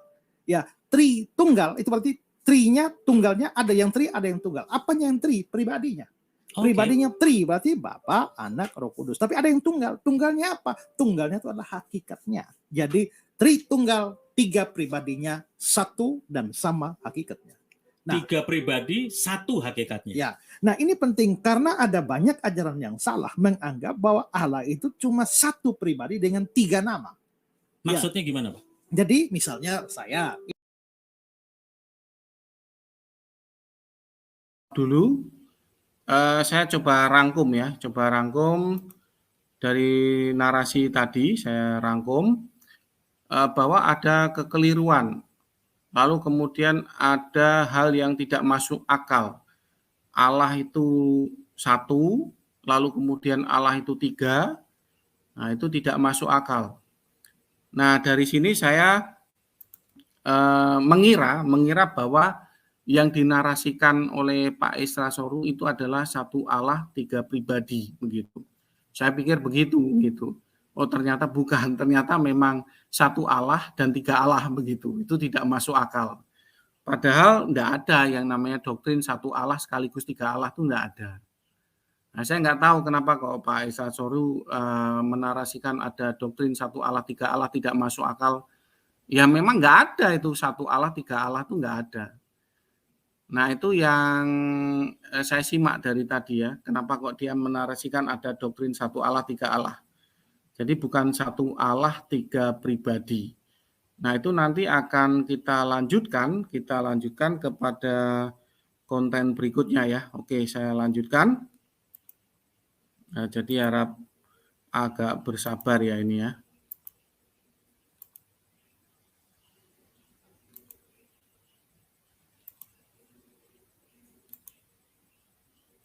Esra itu. Jadi sederhana sesuatu yang sulit supaya lebih mudah gitu ya.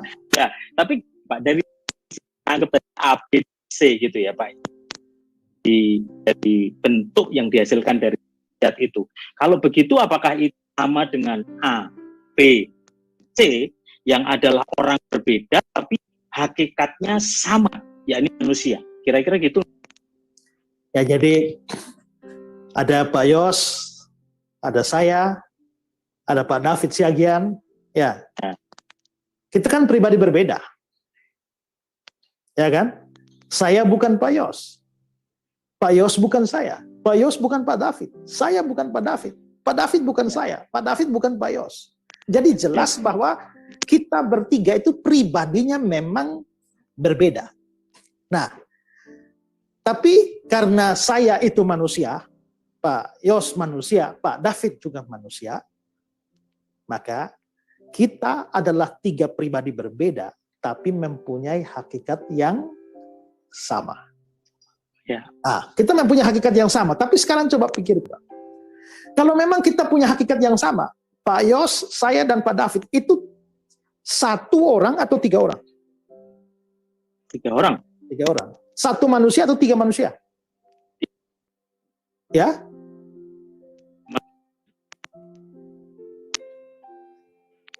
Tiga manusia kan? 3 manusia. Ya, kalau begitu itu tidak sama dengan Tritunggal dong. Karena Tritunggal itu Bapa, Anak, Roh Kudus. 3 pribadi. Tapi bukan 3 Allah. Ya. Kalau dia hanya sekedar sama hakikatnya, maka tetap ada 3 pribadi di sana dan 3 hakikat di sana. Ya. Walaupun hakikatnya sama. Itulah sebabnya saya, Pak Yos, dan Pak David itu sekalipun hakikatnya sama sebagai manusia, tapi kita tidak bisa disebut sebagai 1 manusia. Ya. Coba saya kasih gambaran gini ya.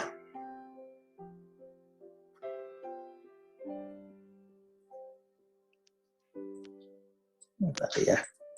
Sekarang ya, ini ada A, B, C. Ini jelas beda pribadi, 3 orang. Ya. Tetapi ini yang A manusia, B manusia, C manusia. Maka hakikatnya itu sama, tapi tidak satu, melainkan tiga hakikat. Ya, hakikatnya sama, tapi tidak satu. Nah, ini beda dengan Bapa, Anak, dan Roh Kudus. Karena Bapa, Anak, Roh Kudus ini tiga pribadi atau tiga oknum, tapi hakikatnya sama dan satu, bukan tiga. Kalau kita tadi hakikatnya sama tapi tiga. Kalau Allah Tritunggal ini hakikatnya sama dan satu. Itulah sebabnya hakikat yang satu ini tidak membuat kita lalu menjadi tiga Allah. Kalau hakikatnya sekedar sama tapi tidak satu, ya sama seperti A, B, C, itu adalah sama-sama manusia tapi ada tiga manusia. Ya. Nah, karena itulah maka Allah Tritunggal, Bapa, Anak, Roh Kudus itu adalah pribadi berbeda dengan hakikat yang bukan hanya sama tapi satu. Nah, karena hakikat yang bukan saja sama tapi satu ini, maka kita tidak bisa mengatakan bahwa di sana ada tiga Allah. Wah, ini makin seru. Baru awal tapi sudah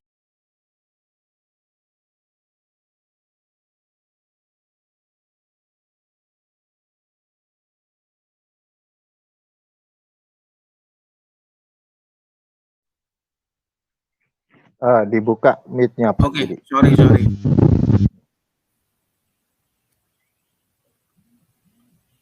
Tadi suaranya masuk enggak yang Pak Isra Soru, Bro Valen? Masuk Pak. Kedengar dari streamnya. Oke, baik. Saya nggak tahu ini kok ke mute ya. Mungkin salah ngeklik. Baik, tadi begini. Saya ingin membuat panjenengan yang menyimak konten ini, ya, betulkah di dalam Symbolum Athanasium itu menyatakan bahwa Allah itu di samping sama hakikatnya juga satu hakikat? Nah, betulkah seperti itu? Nah, ini yang akan mencoba kita bedah begitu, mencoba kita bedah di dalam konten ini, ya, bahwa kemungkinan juga ada pengaruh hermogenis, ya, terhadap narasi-narasi yang dikemukakan oleh Pak Pendeta Esa Soru begitu. Kenapa saya bilang begitu? Karena memang di dalam Symbolum Athanasium itu memang ternyata tidak ada istilahnya satu. Gitu. Jadi di dalam Symbolum Athanasium, ya, kalau kita buka di dalam Credo Nicea, ya, kita coba buka, ya. Itu tidak memiliki narasi ada satunya, itu tidak ada. Nanti saya coba buka di YouTube, ya, Credo Latin ini. Credo Latin nanti saya akan coba share kepada panjenengan. Itu nanti akan kita bisa telusuri bahwa tidak ada yang namanya ada satu begitu.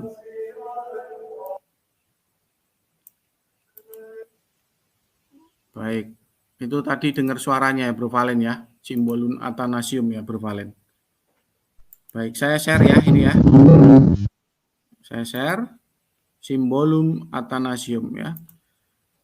Credo in unum Deum. Nah, ini coba saya nyanyikan, ya. Baik.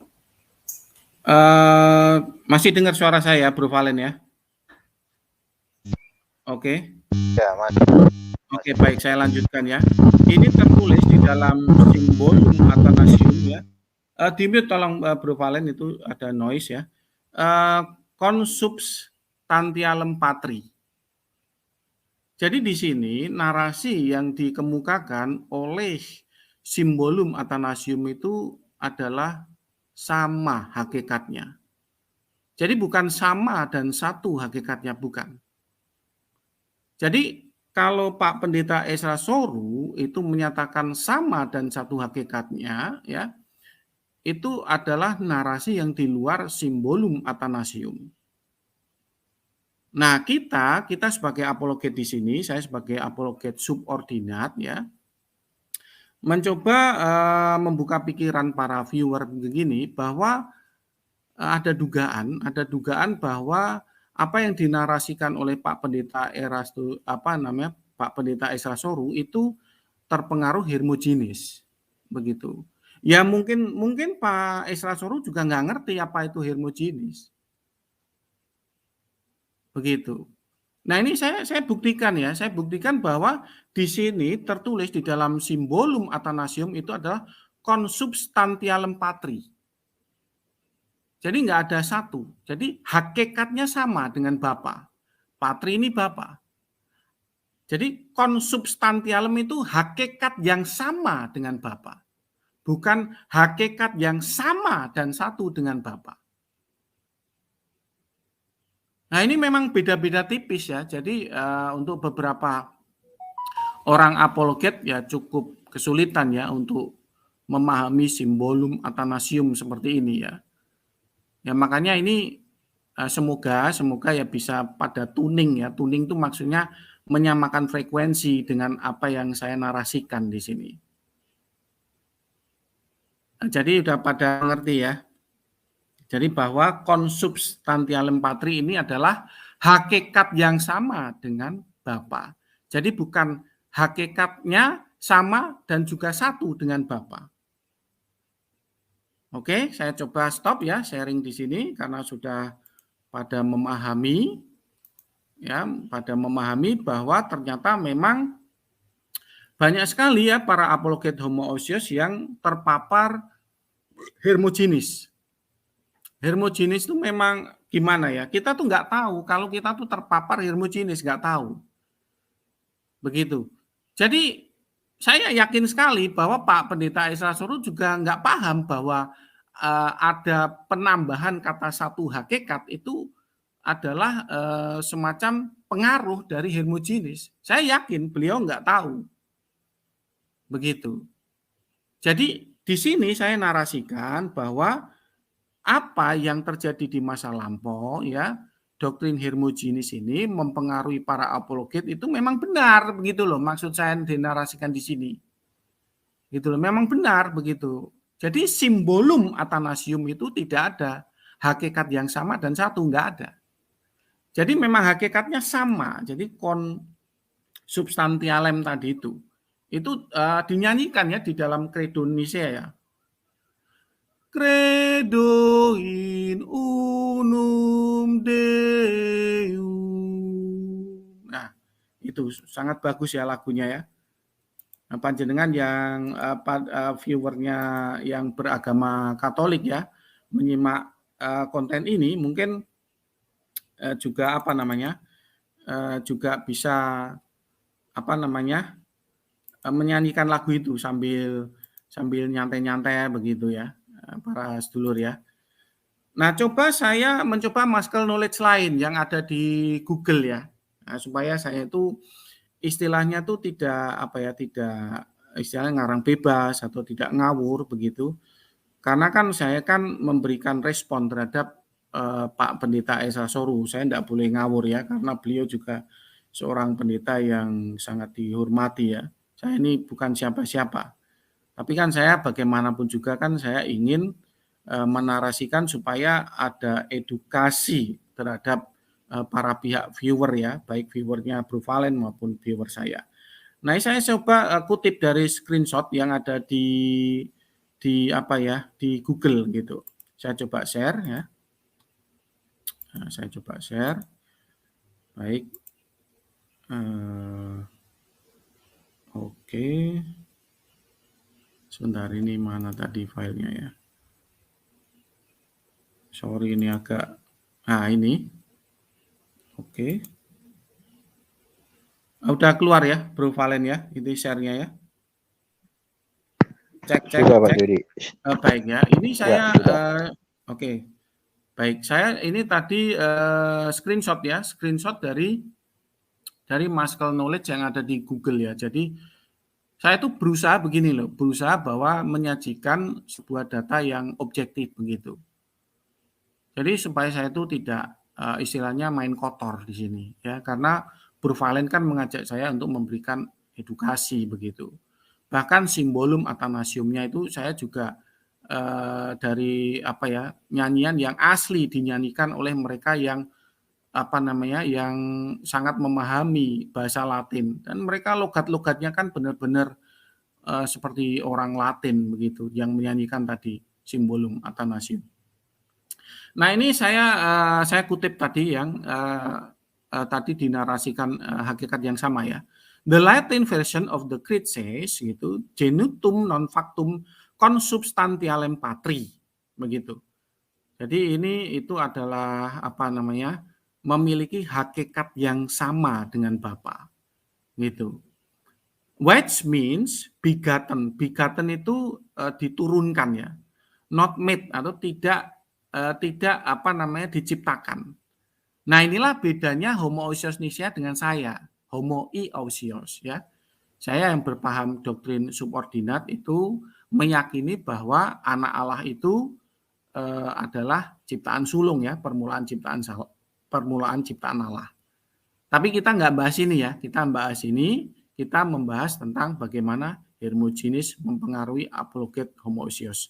Nah, the Latin version of creed says genutum non factum consubstantialem patri, which means begotten, not made, consubstantial with the Father.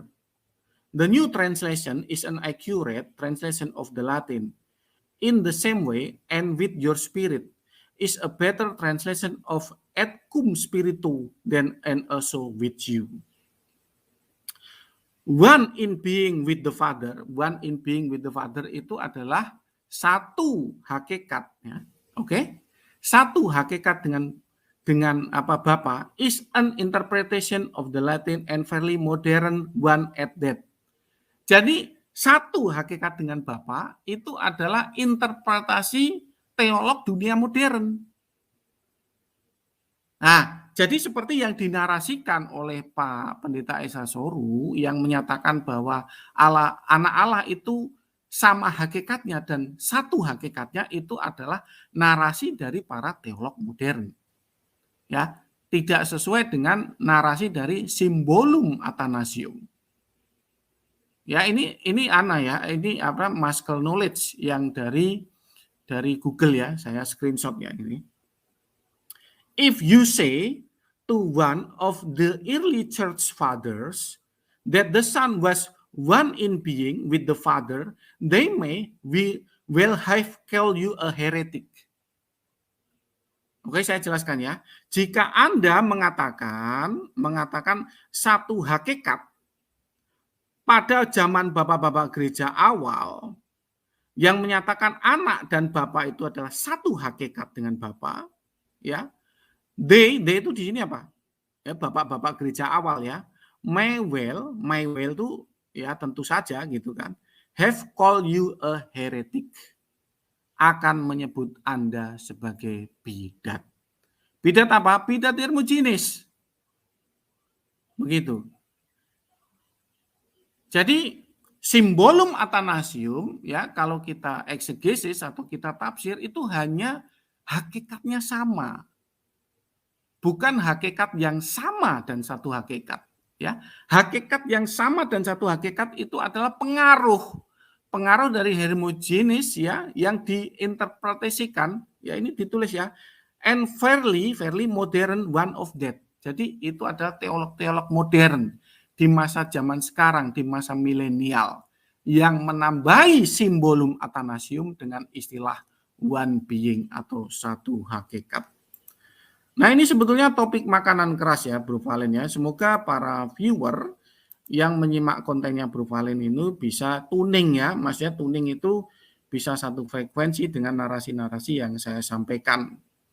Nah, kurang lebih sampai di situ dulu Bro Valen. Kalau ada pertanyaan dari Bro Valen atau dari para viewer ya, supaya bisa tuning ya satu frekuensi dengan apa yang saya sajikan ini, supaya tidak pada bingung ya, kita akan lanjutkan, tapi kita fokus ini dulu Bro Valen. Siapa tahu ada yang masih bingung dan masih belum tuning dengan narasi yang saya sampaikan.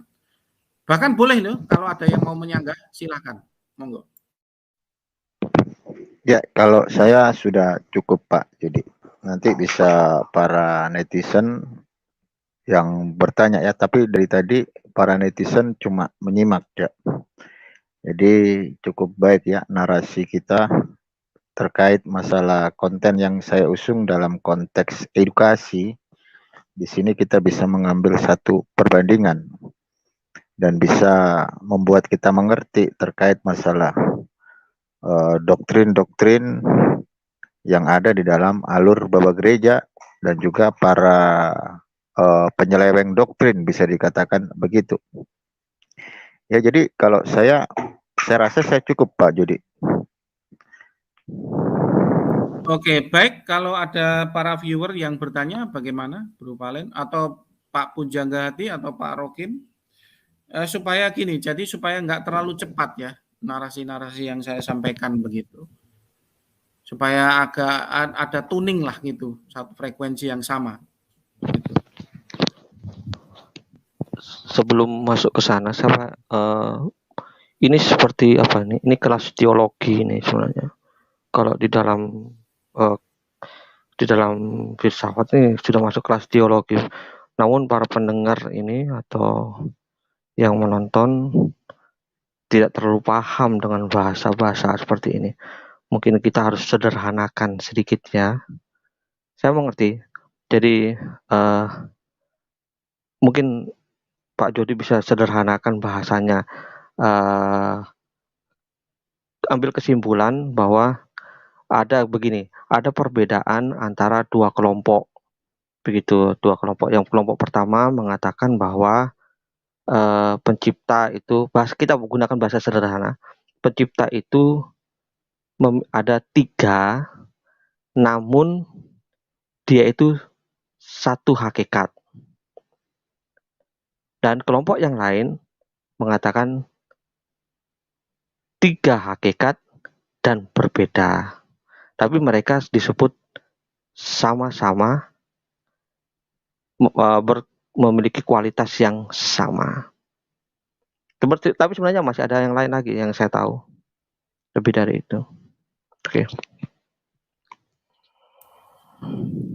Pak Pujanggahati pernah menyimak ya di channel-channel YouTube itu Credo Symbolum Athanasium atau Credo Latin yang tadi saya bilang, itu pernah menyimak enggak itu, Pak? Ya, itu sebenarnya dari Katolik ya. Itu kan saya menyimak. Cuma itu dari Katolik, makanya misalnya kalau yang pendengar bentar.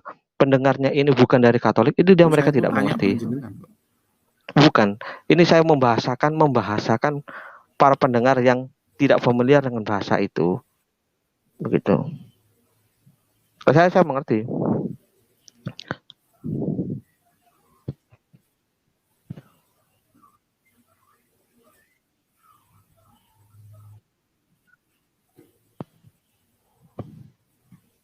Enggak, kalau udah pernah dengar ya enggak apa-apa gitu loh. Saya tanya panjenengan tuh pernah dengar apa enggak gitu aja. Ya pernah dengar. Jadi itu kan sebenarnya iya, halo. Saya mendengar suara Pak Jody. Jadi sebenarnya itu kan diawali dari Arius sebenarnya. Ya ampun Bang Bayi. Udah ya, saya lanjutkan ya. Wah, ini memang orang ini ditanya apa jawabannya apa. Jadi itu ya para viewer ya, itu adalah tadi Credo Nicea yang dilakukan dengan lagu cukup merdu ya. Jadi memang yang tertulis itu adalah hakikat yang sama ya. Hakikat yang sama ya. Semoga para viewer itu memiliki pikiran yang terbuka ya.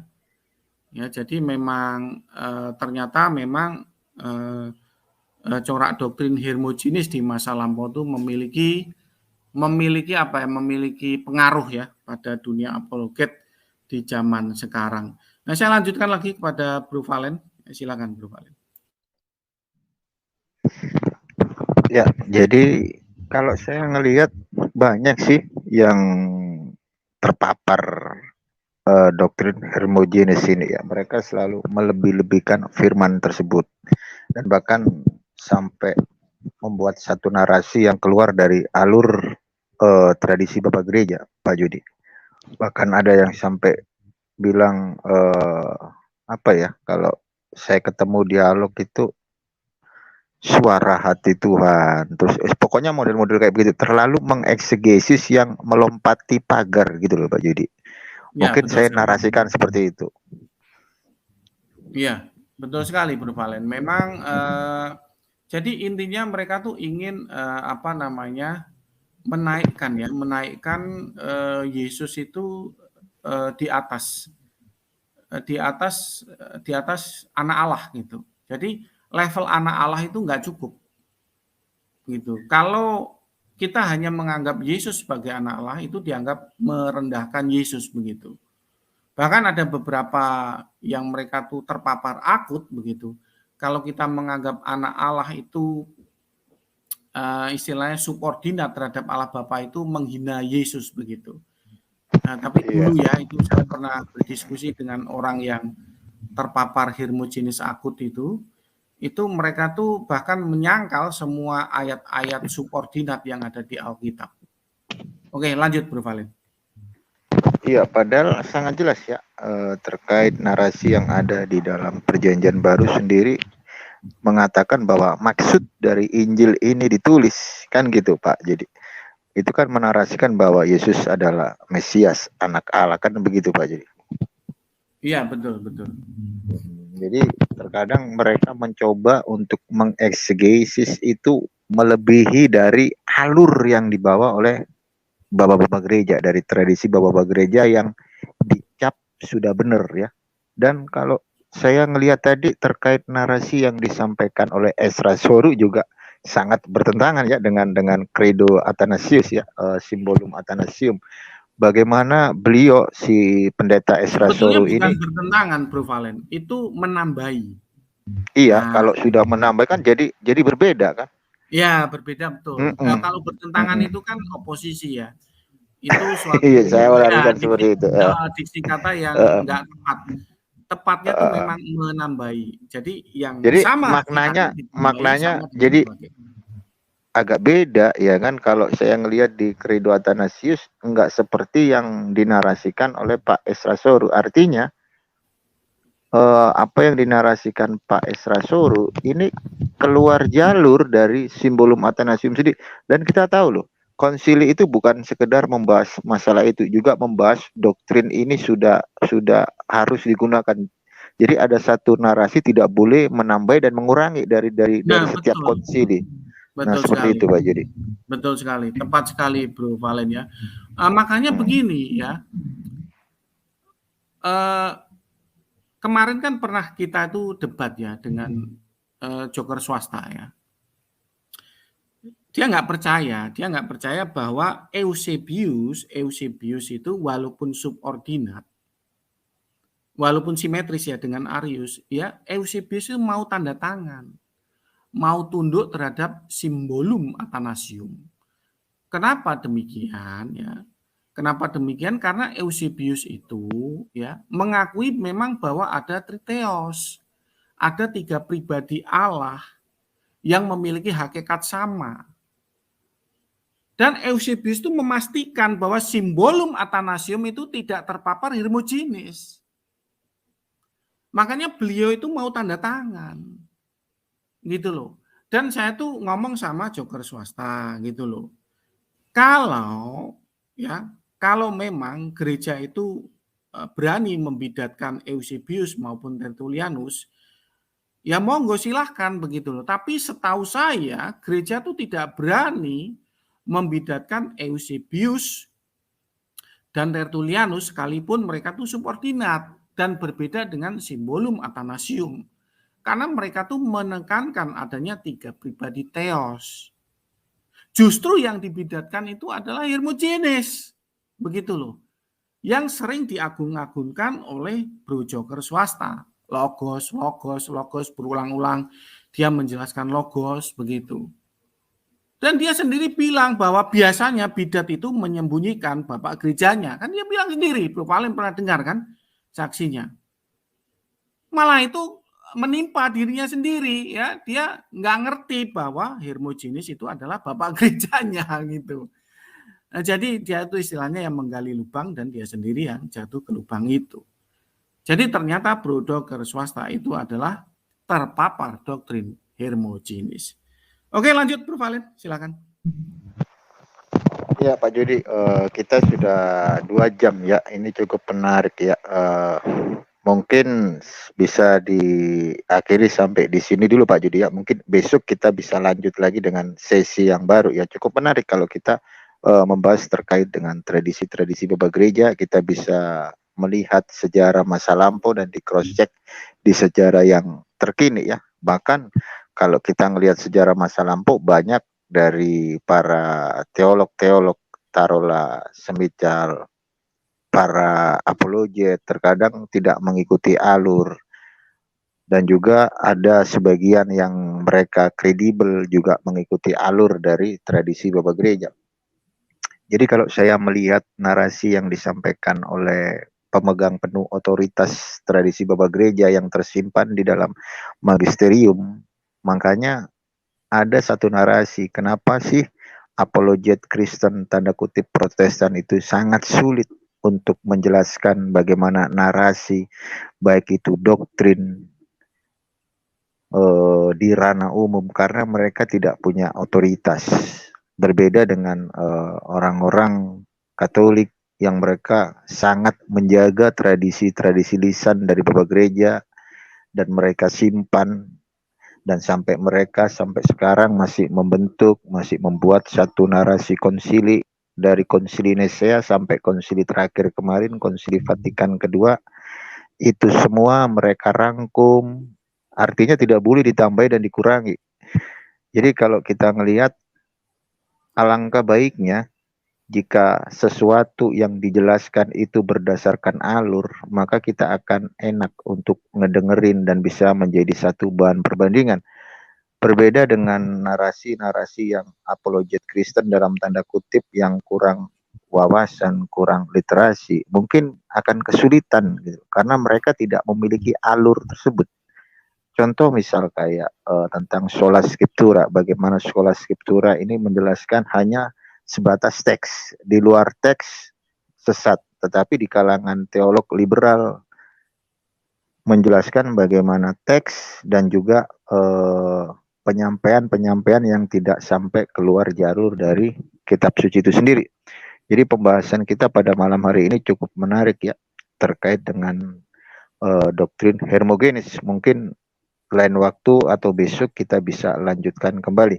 Mungkin dari saya itu saja, Pak Jody. Mungkin bisa ditutup sama Pak Jody. Baik, sebelum saya menutup, ini supaya nggak penasaran, ada satu pertanyaan ya dari viewer Bevalen, lalu setelah itu saya tutup ya. Pak Jody, ya ini dari Jabir Rimosan Jabir ya. Pak Jody, kenapa sesama pendeta selalu salah paham? Apakah doktrin gereja yang salah begitu? Itu bukan pendeta itu salah paham, bukan doktrin gerejanya yang salah begitu. Jadi begini loh, karena kita ini orang Kristen ini, saya nggak tahu kenapa lebih menyukai eksegesis mandiri gitu loh. Jadi kemarin juga udah disurvei oleh Tanpa Ragi ya. Jadi 100%. Jadi bukan 99% loh ya, 100% yang disurvei Tanpa Ragi itu semua orang Kristen itu bereksegesis mandiri tentang Tritunggal. Gitu, tentang Trinitas, tentang Tritunggal, tentang eksegesis hakikat Allah itu 100%. Nah, jadi di survei Tanpa Ragi itu 100% orang Kristen memiliki corak eksegesis yang mandiri. Nah, makanya itulah yang sedang kami kerjakan ya. Ya, Bro Valen dengan saya itu memiliki iman yang berbeda begitu. Nah, kenapa kok kita tuh bisa sinkron di dalam hal ini ya? Karena memang ternyata ya baik Muslim, baik Kristen itu memiliki kebutuhan yang sama. Ya, yang Muslim itu sering mengutip, mencari channel seperti channelnya Bro Valen untuk dijadikan muscle knowledge. Nah, beberapa orang tuh japri dan nelpon sama saya. Pak Jody, terima kasih ya untuk itu pengetahuannya. Saya bisa melawan apologet Kristen begitu. Nah, itulah tujuan channel ini dibuat itu untuk supaya muscle knowledge setiap orang-orang yang mau terjun di dalam dunia apologet itu meningkat. Begitu. Makanya saya tuh di sini ya selalu terbuka terhadap kritik, terhadap disalahkan, dibidatkan, disesatkan. Ya saya buktikan loh. Saya buktikan, joker swasta itu selalu membidatkan saya, enggak saya apa-apain gitu loh. Saya justru pernah meninggi dan marah tuh karena dia bertanya berulang-ulang. Bertanya berulang-ulang saya marah, udah dijawab nanya lagi begitu. Jadi ketika saya dibidatkan, dianggap sesat dan saya dikonfrontasi atau dikoreksi, saya selalu terbuka di channelnya Bro Valen. Nah, jadi clear apa yang kita sampaikan, baik Bro Valen dengan saya ini ya memiliki tujuan ya memberikan edukasi baik kepada pihak apologet Muslim ataupun apologet Kristen. Loh Pak Jody Kristen kok malah membantu apologet Muslim begitu. Loh kan konteks membantunya tuh bukan konteks membantu perang salib, Bro. Kan enggak mungkin saya tuh membantu orang Muslim dalam konteks perang salib. Membantunya tuh kan konteks edukasi supaya para apologet itu semakin berkualitas gitu loh. Jadi bukan karena terus mentang-mentang beda iman ya kita lalu istilahnya menolak hal-hal yang membuat kita ini cerdas di dalam berapologet. Itu loh maksud saya. Jadi kesampingan dululah masalah Islam, Kristen, Yahudi. Kenapa kesampingkan? Karena memang dunia apologet untuk saat ini membutuhkan edukasi. Membutuhkan suatu pencerahan ya, pencerahan bahwa ada sejarah yang seperti ini, memiliki pandangan yang seperti ini gitu. Itulah kebutuhan apologet saat ini. Ya semoga channelnya Bro Valen dan channel saya itu bisa memuaskan para viewer dan menjadi rujukan semua apologet. Ya kira-kira begitulah menjawab pertanyaan sekaligus closing statement dari saya dan saya ucapkan terima kasih buat waktu yang diberikan kepada Bro Valen untuk saya menjadi narasumber dalam topik ini dan terima kasih buat dukungan para viewernya Bro Valen. Ya, saya ucapkan selamat